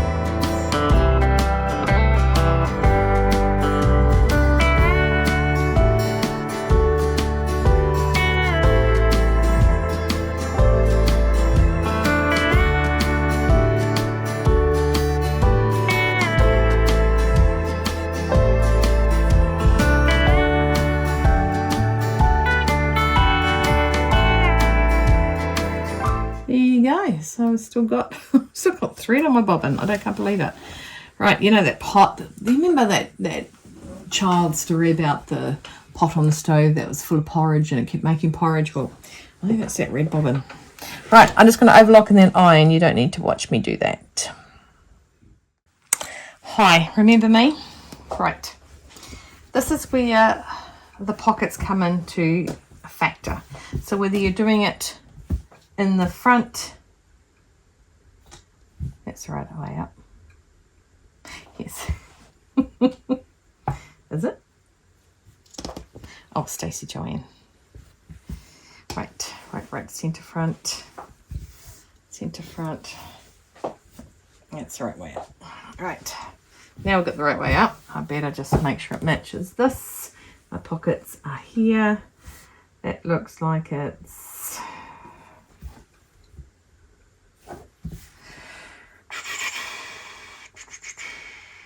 No, that's the right way up. Right, that's better. That matches that. So it matches that, that matches that, that matches that. Right way up. All the notches will show anyway. Okay, so we have a pocket notch here. We've got the right sides together. Come here, little right side. That one is here. There's our pocket notch that we made. Pocket notch that we made, and the pocket notch that we made is here. So I'm just going to put that there. Now this is where the fun is, to make sure we don't catch the under pocket. And this is why you put notches in things, so you don't get your fabric upside down, because it looks very similar. So I'm going to put a pin up the top. Then I'm going to come down right where all the fabrics there are there, and they match up, all match up. But what I'm going to do is I'm going to put my pin right where the top of the pocket is actually got that gap there. So it's right at the top there. That's so I know it's there. Put a little pin there. Okay, then I'm going to go down. I got my notch there. I'm going to do the same here. Here's my edge there. I'm going to put a pin right on the edge there.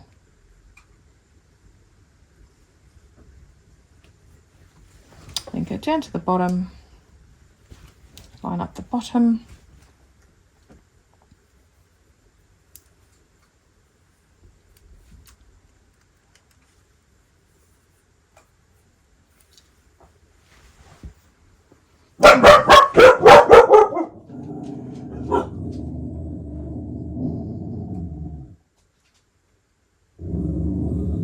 So I get mail, and the mailman gets eaten. Right, there's another notch there. Right, perfect. Perfect. So that's there. So I'm going to just do this one with you. Okay. Then I will separate it and do another one separately with you. So you could say, although you could rewind it, I'm doing them both separately with you.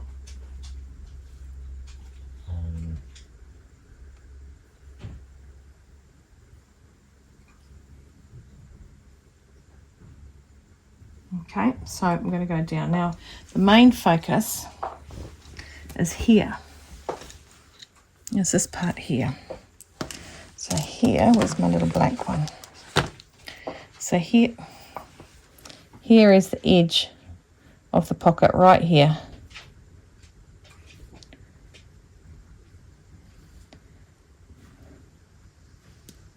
You don't want to catch that.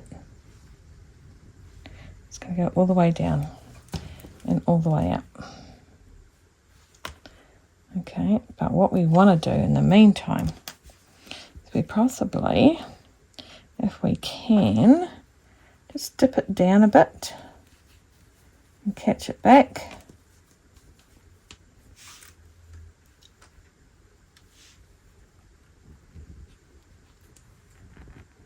Okay, that's going to help you not hit the pocket. But we need that whole seam sewn, because otherwise it's just a hole in your dress.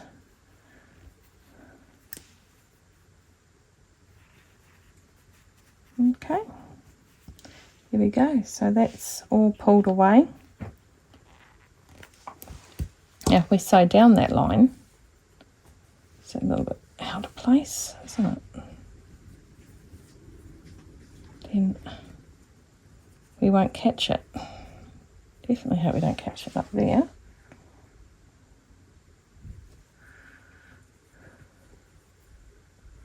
Yep. Okay, so it's a case of being good, being careful. Okay. Let's go back to the machine and let's just see how we go sewing that pocket down. But that's how you'd do it if you were doing it the other way as well. You'd go down the side seam and you would avert from sewing up the side. Let's go and see how I can mess up. Right, let's straighten this up. Let's sew down our side seam.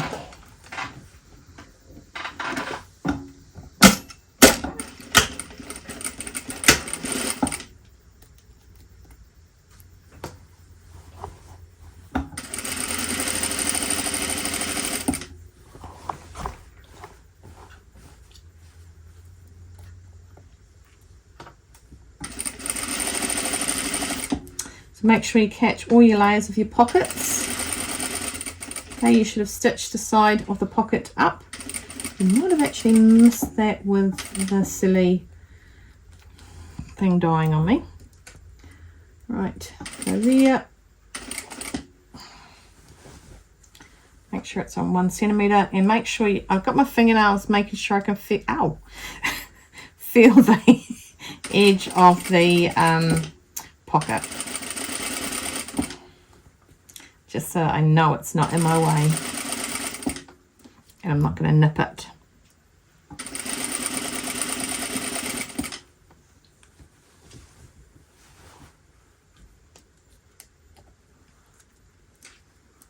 And there it is there. It's still, yep, should be all good. Just going to quickly stitch it double time there at the bottom of that.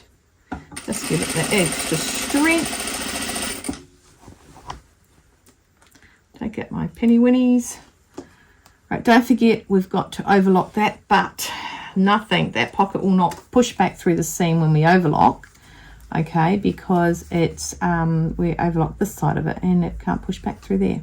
But we will check it before we even overlock it to make sure I am correct in what I've done. No harm, no foul. Sorry, that was when Joey's agent thought he had left her. Don't ask.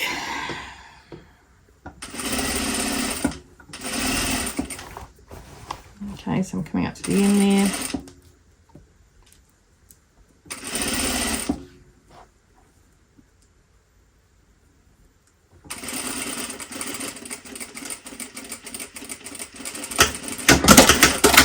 Okay. Roger, Roger. Let's tip it in the it's open to one side because I haven't done both sides. And the side that just had the pocket done in it is right here.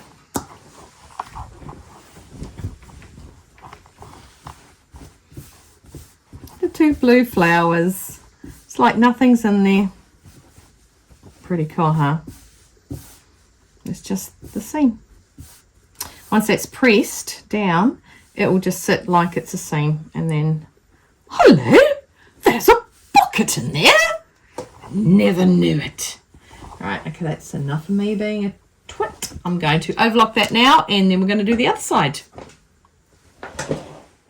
That was very successful. So I'm just pinning my other pocket in now. Match the notches at my pocket. In the meantime, I am pushing back the actual pocket opening so I don't grab it. Don't want to grab it. Grab it, grab it.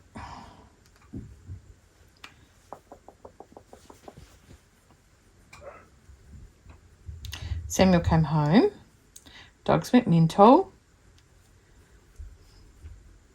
So I want to make sure that I get right in that one there. I get right into that.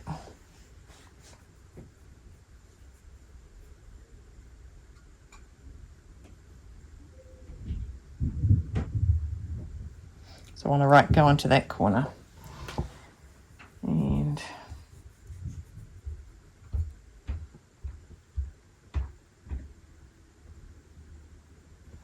right.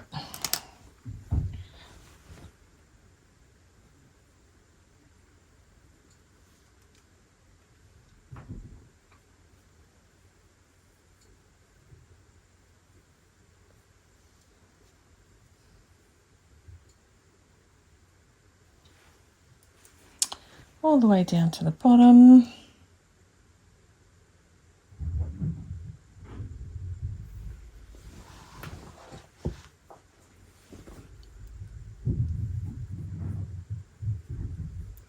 Okay, so the dogs are now running around like idiots upstairs.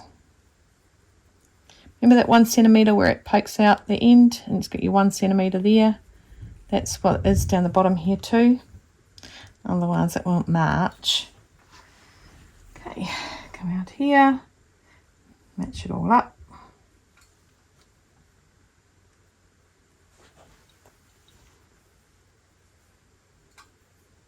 There's a snippety snip and a snippety snips there. 1, 2, 1, 2. That goes matches there. Lovely. Okay.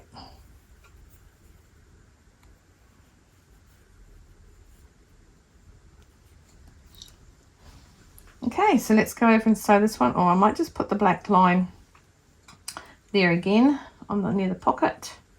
I got the start and the finish of it, but if I just make that black line, then I know that I've been well and truly in it. So at the minute, it's rocking back to here. Because you really want to sort of get right in the groove of that corner when it's... and I'm coming back up here. So I really want to make sure I get into that corner and into there, right into that corner there. That's what I want.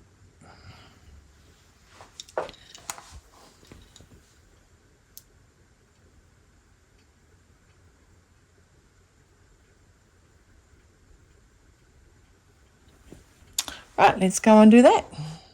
So we've got a lot of yardage we're playing with here, so hopefully you can see what I'm doing.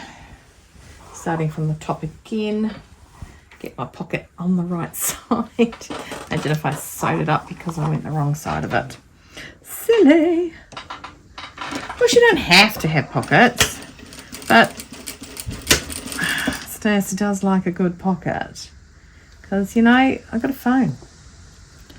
And I take my phone everywhere, so when somebody texts me, I can answer it and I got it on me. Or someone rings me, or somebody messages me. I've got it with me. So we're just going down, like I said, I hope I haven't, you can see it. I just want to pull this bit of fabric out, roll that back down, match up the sides, beautiful. Coming up to my little pocket there, I'm going to make sure, I'm going to get in, y'all. No, I'm not, apparently. Right, I'm going to get in here. Going to make sure that it's right there. So I'm going to go in right there. Yes, I didn't take that pin out, my bad. Right. You see the black lines this side of it.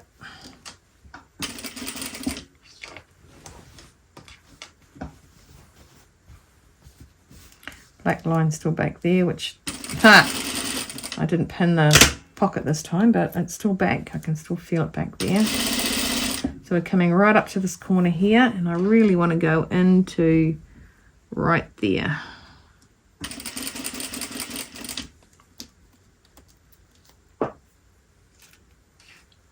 Right into there.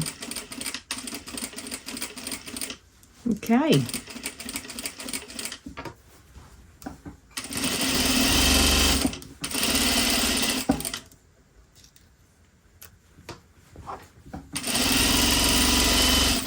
Get back down to the hem, overlock it and iron it, and then my entire skirt has been sewn together, and then I can attach it to the bodice. I believe it is the bodice next, not the there's a hem facing.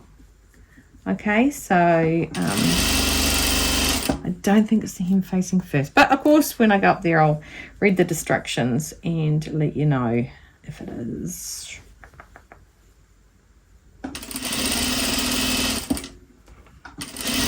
Beautiful, beautiful, beautiful. I'm beautiful.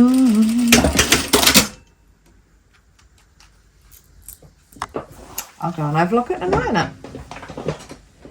The next stage, of course, is now attaching the bodice to the bottom. Okay, so we're going to right sides together. Now the front is the opposite way. So this is the front. The front is the way that the seams aren't facing. So they're all coming around this way, which means that's the back. I'm just going to get my center front here, and my center back I've already corded up my my skirt part. So the center front here, and from the back, from the side seams, go to the center back. All right, so this should all fit nicely together. Right, there. So this is the front because I have pockets facing this way and seams going the opposite way. Am I correct? Yes, I am. Pop it on the inside. So I got my skirt part is inside out. I'm just going to pause this because Victoria's coming in and she'll freak. Right, so I'm pinning my two center fronts together. One in, one out. Take him out. Also pin my center backs together. I'll tuck the rest inside my dress. Inside my dress. Center backs together.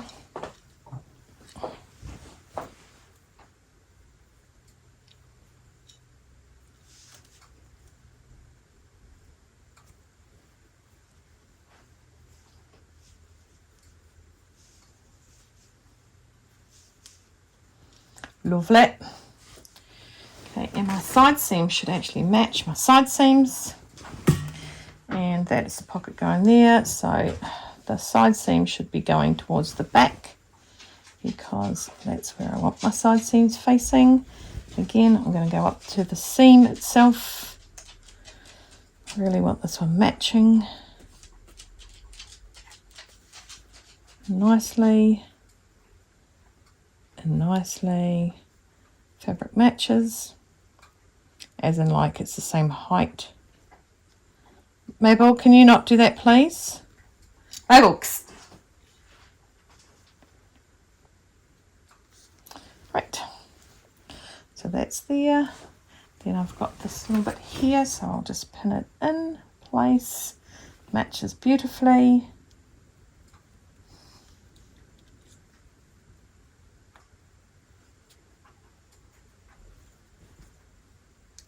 Matches beautifully.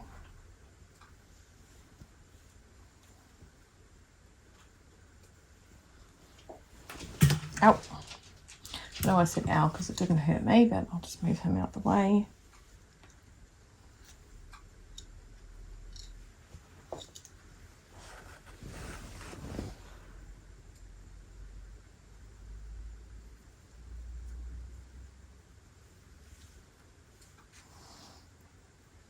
Just pinned one side. There we go. So now we go to the other side seam. Match that up.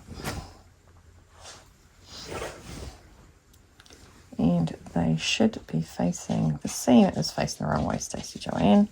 So I'll just pin it in place properly. I should go over to the iron and iron it down properly, but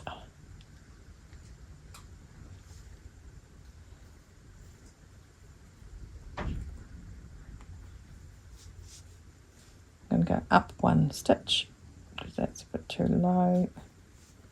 That is much better. Through the seam.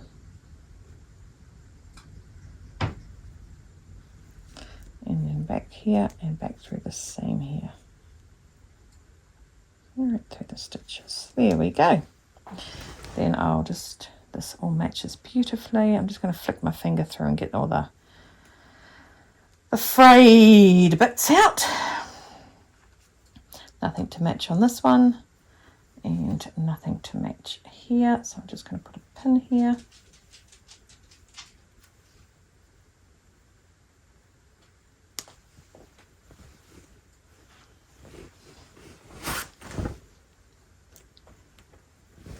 Again, nothing to match on this one. We have it going which way? Every which way but loose. Oh, this is the centre back, so this is side back. Sorry, that's the front. Duh, look at it, idiot. Idiot! How many times have I called myself an idiot today? A couple. So good. I mean it very gently.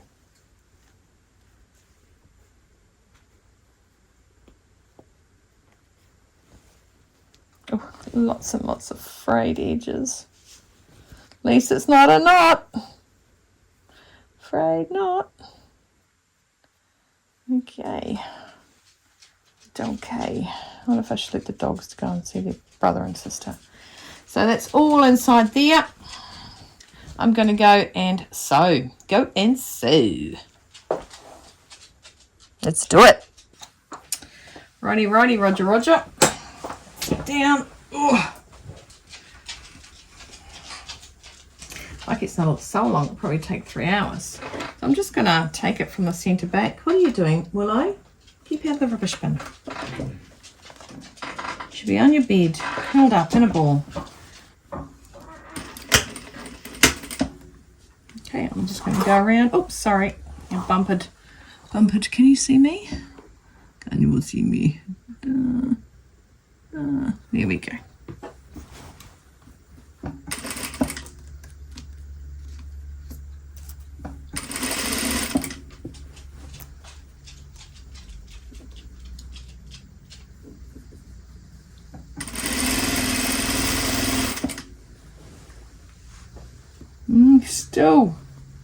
Still got red on my bobbin.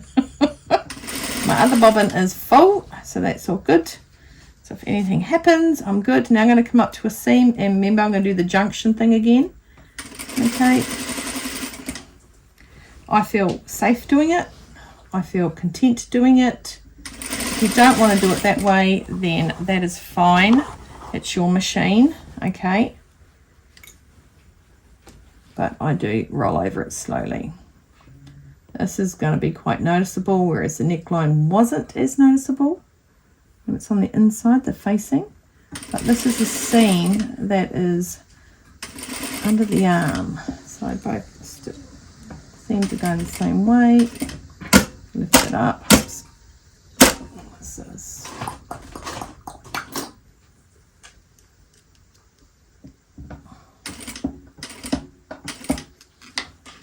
Okay, I've got 2 more stitches and the next one over.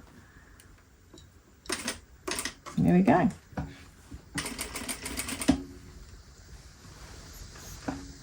Until I get to the other side seam, there is no other seams that I need to worry about. Matchy. Okay. I'll just pull that out. So I can take out all my pins prior. Can you see? Prior to me getting to them. Oh my God, the fraying is fraying me.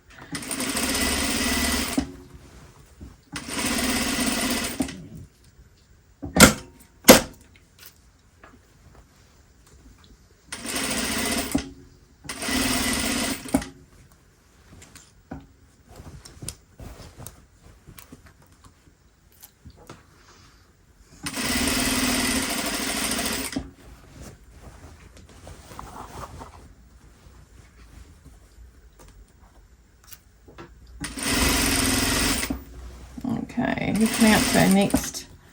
I'll get a couple more pins before we hit our next conjunction, our next junction, and I'll go over it again with you. So why you don't meant to, oh, bad English, why you're not meant to sew over your pins is because it can hit and throw your timing out of your machine. But if you're good enough and you roll it up and down nice and slowly, I'm not rolling mine. Oh, that just made it just over the other side. So it's, you know, it's slips across, you know, it's you just got to go nice and slow. I just think it's worth the control. It's about control rather than speed. Wow. I can't wait to overlock this part. I was running out of fabric before I get to the overlocker. It fitted beautifully. I mean, it's nothing has not worked. Thought that was the end of a bobbin. It's stupid frayed thread that's got caught. Right. And we'll just take this one out because it's just so everything's fitted quite nicely. Okay, so yep, you might find, or you might think that they've got minimal instructions, but they have taken on board what they've heard. Okay, and what they're being told, or not complaints, reviews. They've taken it on board and they are going to be making better instructions for the sewists. Right, so all my pins are out. I'm going to go and overlock that, and I'm going to show you what it looks like when it's finished, when it's done, when it's ironed. Yep, I'm going to iron it. So we're coming to the end of our make, and what I'm going to do is just going to nip these. This is the bands. Now this is actually the step before the skirt and the bodice go together, but it won't matter either way. The skirt's already made, so it's not like it's going to matter that the bodice is on there. It's not hindering it in any way. I'm just nipping this, nip, right, this and this. And so this is the front and the bottom. This is the centre back here. So that's the centre front there. By right, Stacey should have cuts on her bottom of her what's I call it? Hem. That would make it easy. I don't remember doing that, so I certainly do not. So I'm going to put a pin in this is the front. So I'm just going to put a pin in the centre front. Or should I just mark it with a pen? Where's my pin? So this is absolutely super easy. So first what we want to do is overlock the ends. Okay, and then we're going to sew it together. And then we're going to fold it in half. And then we're going to sew it on the bottom of the dress, and it is your hem, so it's like a it makes it a little bit longer. It's the hem, it's like a finished hem, which is fantastic. So we'll fold it, we'll sew it together, overlock the edges, fold it together, sew it together, idiot, and then we fold it in half, and then we just attach to the bottom. And there's no hemming or anything like that. I don't know if they're going to top stitch it, but exciting. So after this, all we need to do is finish off the sleeves, and you have got yourself a dress. Won't that be super uber fun? Okay, this is annoying me. Right, let's make sure the pins are facing the same way, otherwise it's going to be ouchy. I think that's what I hate the most about pins, is picking them up and putting them back in the pin thing.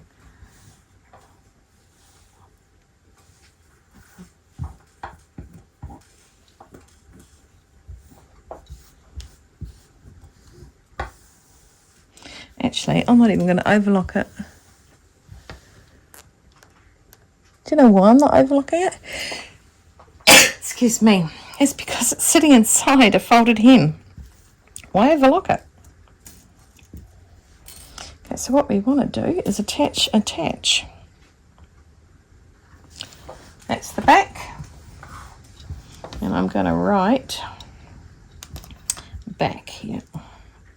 After I've ironed my hem facings, okay, folded them wrong sides together, open them back up, both of them, the front to the back. I'm going to sew along the short end, pivot in the center. So I just want to really line that up and pivot there, and then I'll join that back up there. Okay, so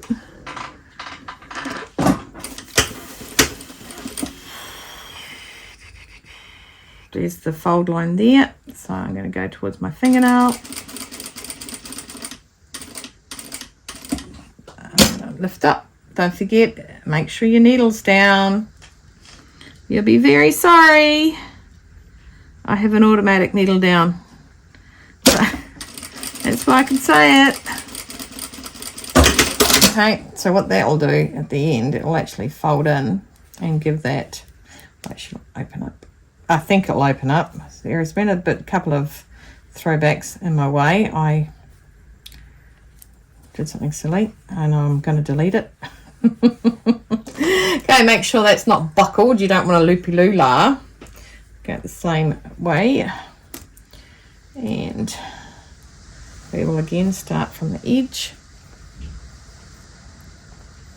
And I will put the needle in, the pin in, I should say, where the pivot point is going to be. Pivot point.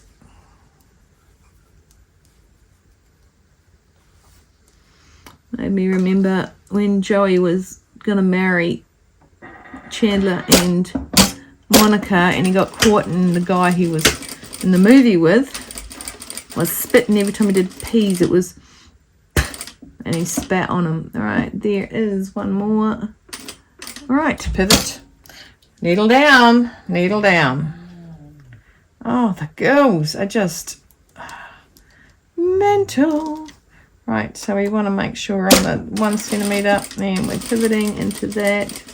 Right, and that should go there, and that will go and fold the right sides together, and then that should match up with the side seam there. Okay, and hopefully you can see me.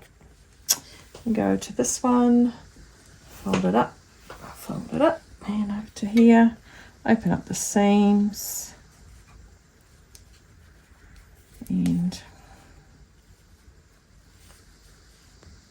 we want to attach that to the bottom of the dress, matching this with the side seams. Okay, that's the small part is the back, that's that one. Let's go.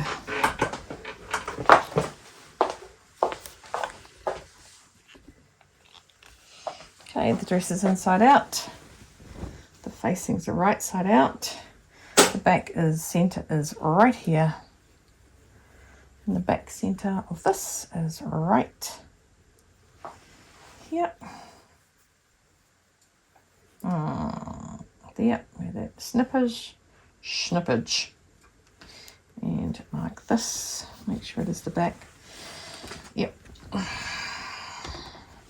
I know it's the back because these seams are going towards the back.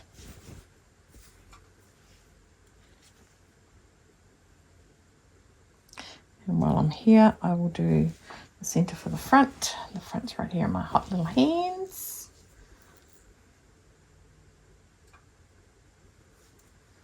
Okay.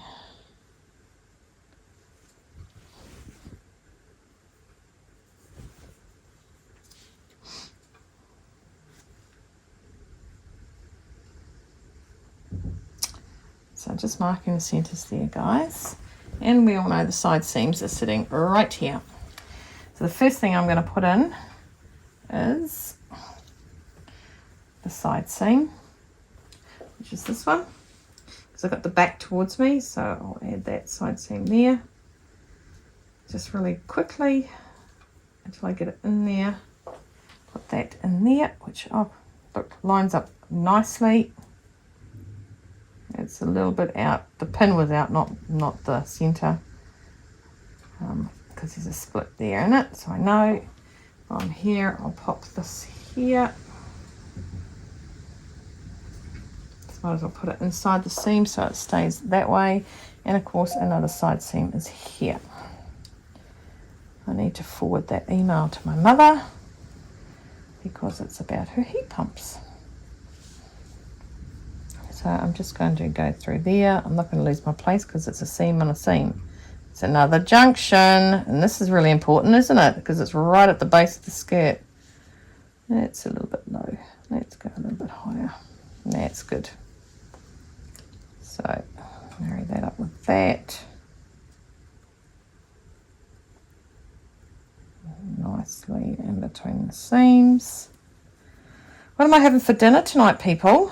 It's 4:30 and I have no idea, and no one got out any meat.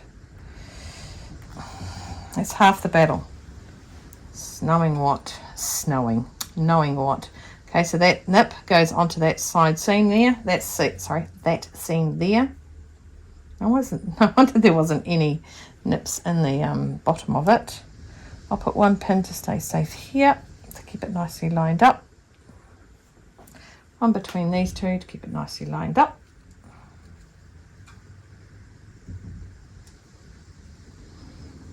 And now I'm going to line up this. I didn't line it up, I just pinned it into place to start with. Make sure it's nice and open. Sitting in the seam nicely. Where's my little seam? I've lost my seam. Oh, where did it go? Oh, you gidget. That's that one. It's not this one. Now it is. This one here. So that seam, we want to go that way into the seam.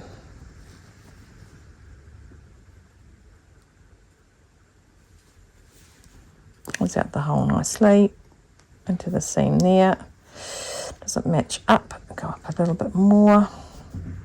So I might just drop this one down a bit. Oh, that's so not in the seam. This is the importance of ironing as well, is opening these seams up. I just also pull them a little bit. The seam is going to the side, another reason why it's a little bit harder to get right in the centre of it. And having the dress inside out, because this is folded in half, doesn't naturally mean that this is going to be in the right spot. There we go, that's better. We'll go up through this one, go up through number two, and let's hit number 3. And into the seam, beautiful. Okay. So that was one of our junctions. We will have just the 2 junctions, of course, again. Okay, that is lined up and beautifully. We'll pop in another pin there. And our back part of our hem is all done. Now let's spin our dress around. And if anyone in their own head went, "You spin me right round, baby."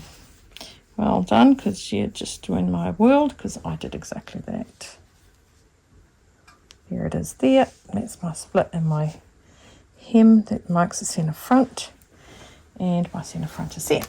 Okay, so put these 2 together.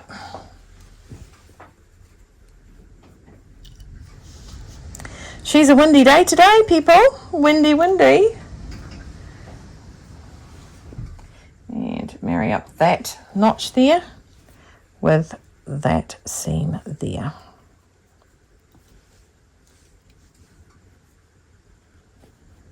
Okay, so the notches in the bottom of the hem line up with the seams of the dress, the panels. Willow's making a point. Yep, okay, she's making a point. So what they wanted to do was get outside, and because nobody inside up in the lounge open the door, I have to do it. Okay, there's my notch. There's my seam. Let's pin that little puppy in place. That's all there. Oh. Nice.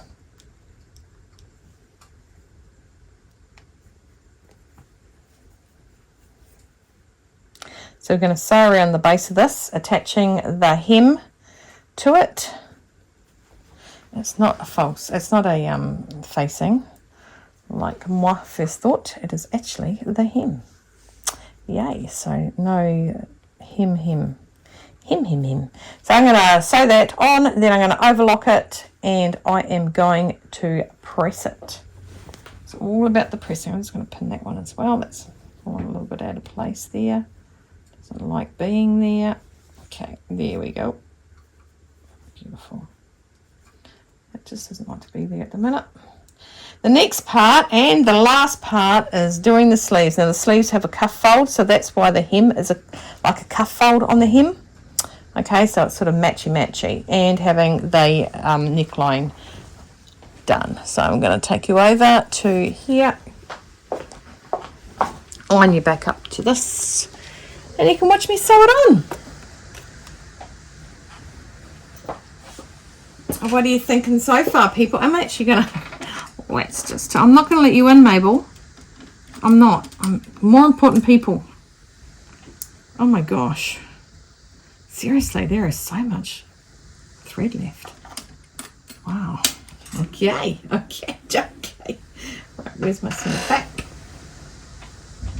So I can start at the back is here.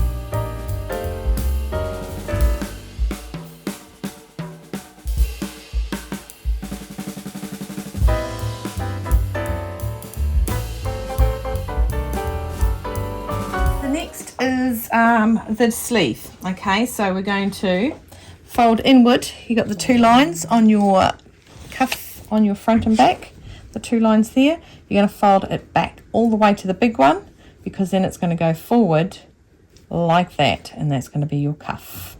Okie dokie. So I have done one. Remember how I made those two chalk lines?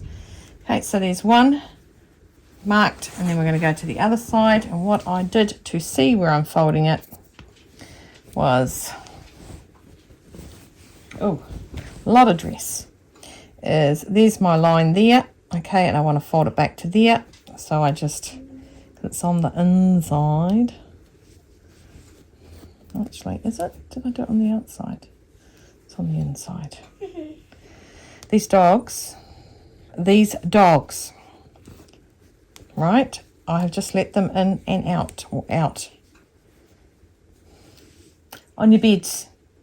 You're the one who looks silly, not me, in front of these people. I don't look silly.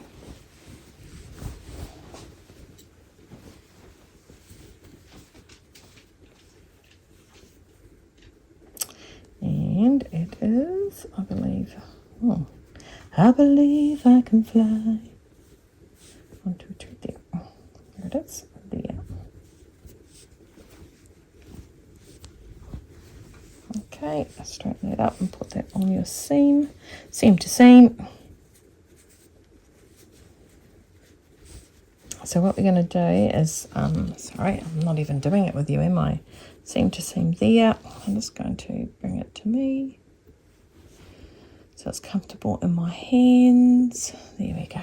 That's a bit better. So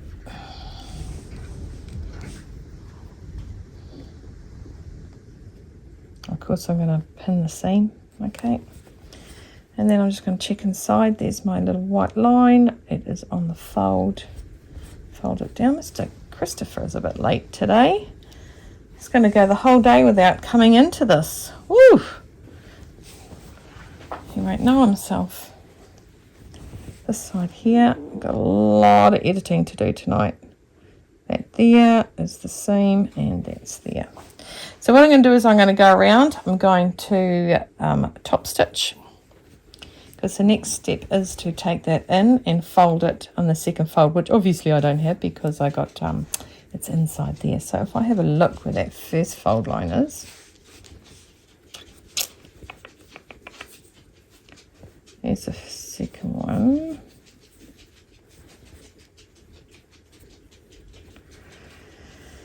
There's the first one there. So if I put this pin here, can I know that?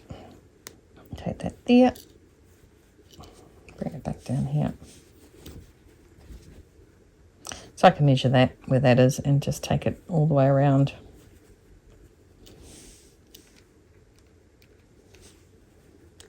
So what it's saying here is we go and sew this up, and then we'll fold it back in line there, which will go over this top stitching line, and then we just do a little tack to hold that in place. Just a little tack, okay? Let's go and sew. Lovely, lovely. Put this inside my machine. I'm going to do quite a big stitch. Okay. So basically this should be the last of the stitching, because I said so. I'm just going to put my foot on the edge of the no, Willow, no, you can wait, please. So we'll go down. You can wait, Willow. You wanted to go out and then you wanted to come back in. You scratched at the door, so you can wait. I am doing this. So I'm just going with my foot on the interfacing overlocking line.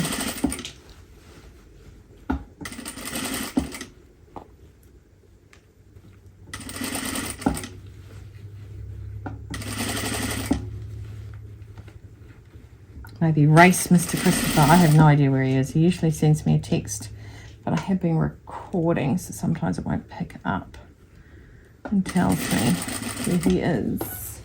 So it's very unusual. Not panicking yet. Me panic? I don't panic. What do you mean? I'm not a panicking kind. Whoops, that's a bit wobbly. No, Willow. On your bed, sweet pea.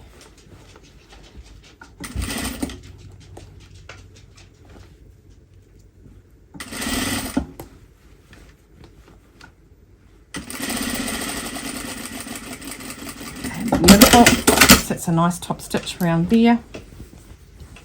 Okay, so yep, you can see it there, but this is going to fold back just shy of that top stitching down to that one. Actually, it's not just shy of it, but there you go. I'll measure that and it'll go all the way around. And that'll be the cuff and the sleeve. And do you know what? Next thing to do with this is put it on like Donkey Kong. How you guys going? Having fun yet? Have I stuffed up enough to make you guys go, oh my gosh, we don't even want to sew along with her again? Okay. Fully understand if you do. Say that, want that, do that, think that. Oh, no. You know, just, I can't believe the bobbin that just didn't quit. Don't even. Oh, there you go. He's just texted, packing up. I have no idea even where he is. Whether he's local or not. He's leaving in 5. Oh, there you go. He's got a live location for me. So that must mean he is over the other side, over Pororoa. So he's about this traffic, 45 minutes away. Just thought you guys would want to know that. I just don't like it when people sew and aren't talking at the same time, you know, when they're doing sewing. Duh, Stacey, when they're doing like sew-alongs and things like that.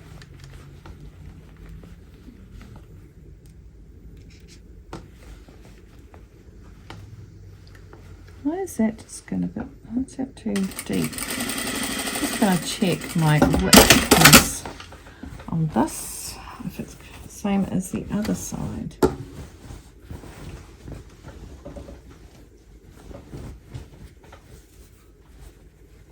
This one looks a bit bigger.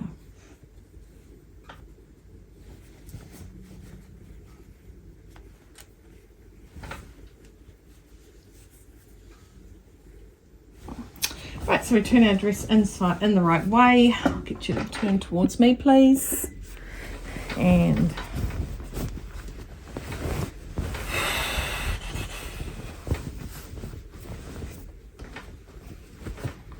there's my sleeve. There's my stitch line right there. And I'm going to fold this up just on top of it. And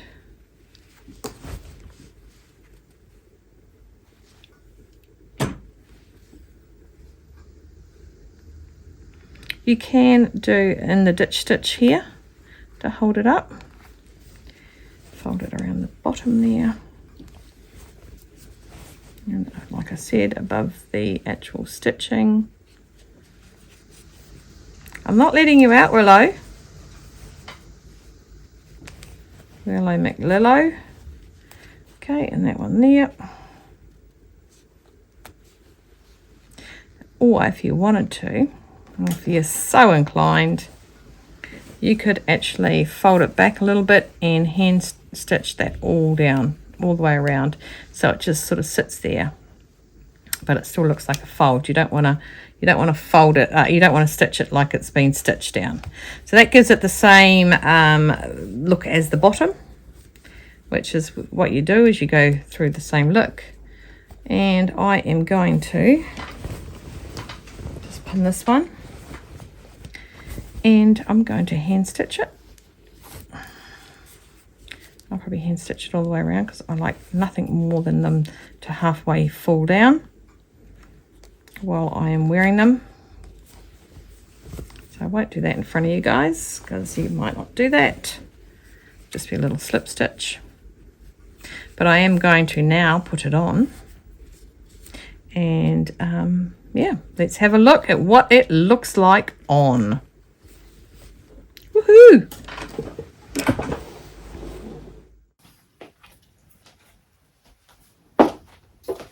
There we go. Look at that. I think I am quite happy. Oh, not with that frame, but I think I'm quite happy with the roomage. If I wanted to, if I really wanted to, it's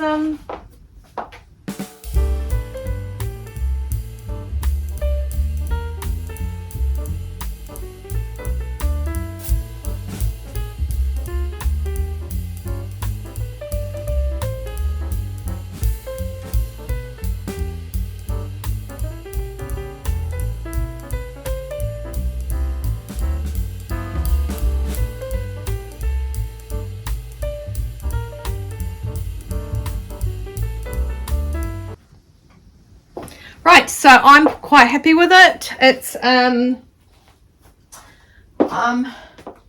maybe could go down to a 16. Look at me, size 16. I've got like room because I'm not there. I'm not that size, but I'm not too, and I'm quite happy with the pockets here. Yeah, I thought at one stage that I would be trying to find them from behind, but I don't think, I'm not sure I'd want them here, you know, and nice height. My arm is still bent. Yeah, and all I'm going to do is I'm going to just do a loose slip stitch to have my cuffs up. And it's nice and big enough that if in winter I feel so inclined, I could wear a skivvy underneath or a low neck long sleeve merino, and I could have some, oh mum gets me every time, tights, stockings, retards, legging, no, I don't know, just something warm enough for my legs. I very rarely wear things like that on my legs, and a pair of boots even, you know, it's got a nice shape to it. It's drapey enough that it doesn't make me look up, well, I don't think it does, and I'll be the first to say if I did, look like a tent in it. So, and what have we got going on here? What's our junctions doing? Okay, I'm just going to pull it up. You won't see anything anyway. Look at that junction. Look at it. Seam right there. Right, matches.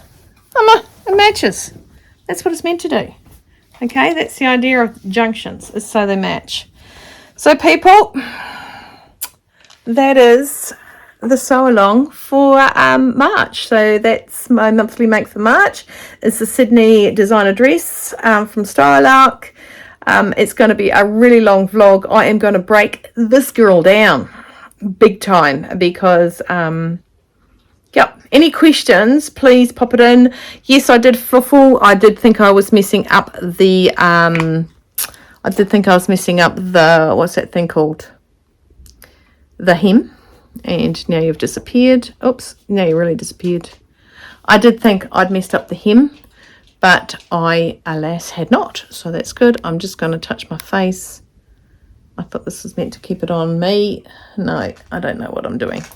Anyway, so that's our our monthly make for March. So pretty happy. So I need to get some ideas up for April. I think I have 2 people might have said something, but there is definitely 2 people that have said something to me when I first brought up the monthly makes. They said, how do we get on board? Like, no, what, who picks what? And there was this really nice dress that somebody suggested, and for love nor money can I remember.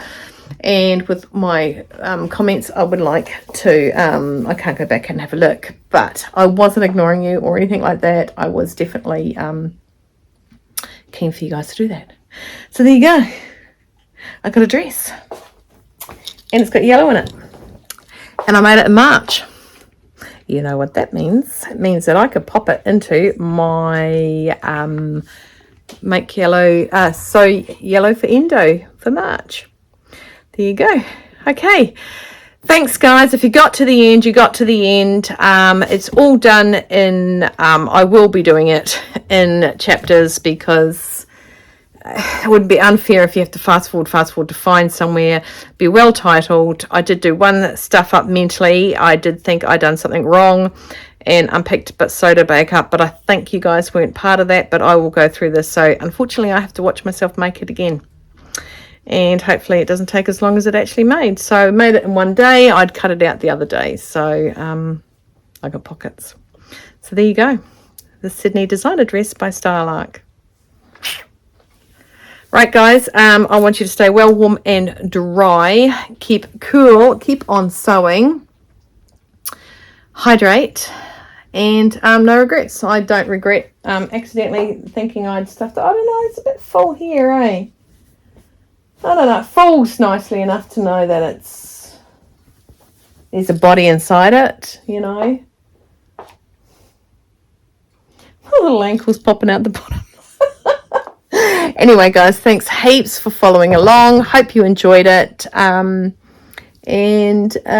Let's put this on our Instagram. Ow, there's still pins in it. Let's put it on our Instagram page and hashtag me. Tag me in it and hashtag Style Arc Sydney dress. Just for funsies. Okay, beautiful.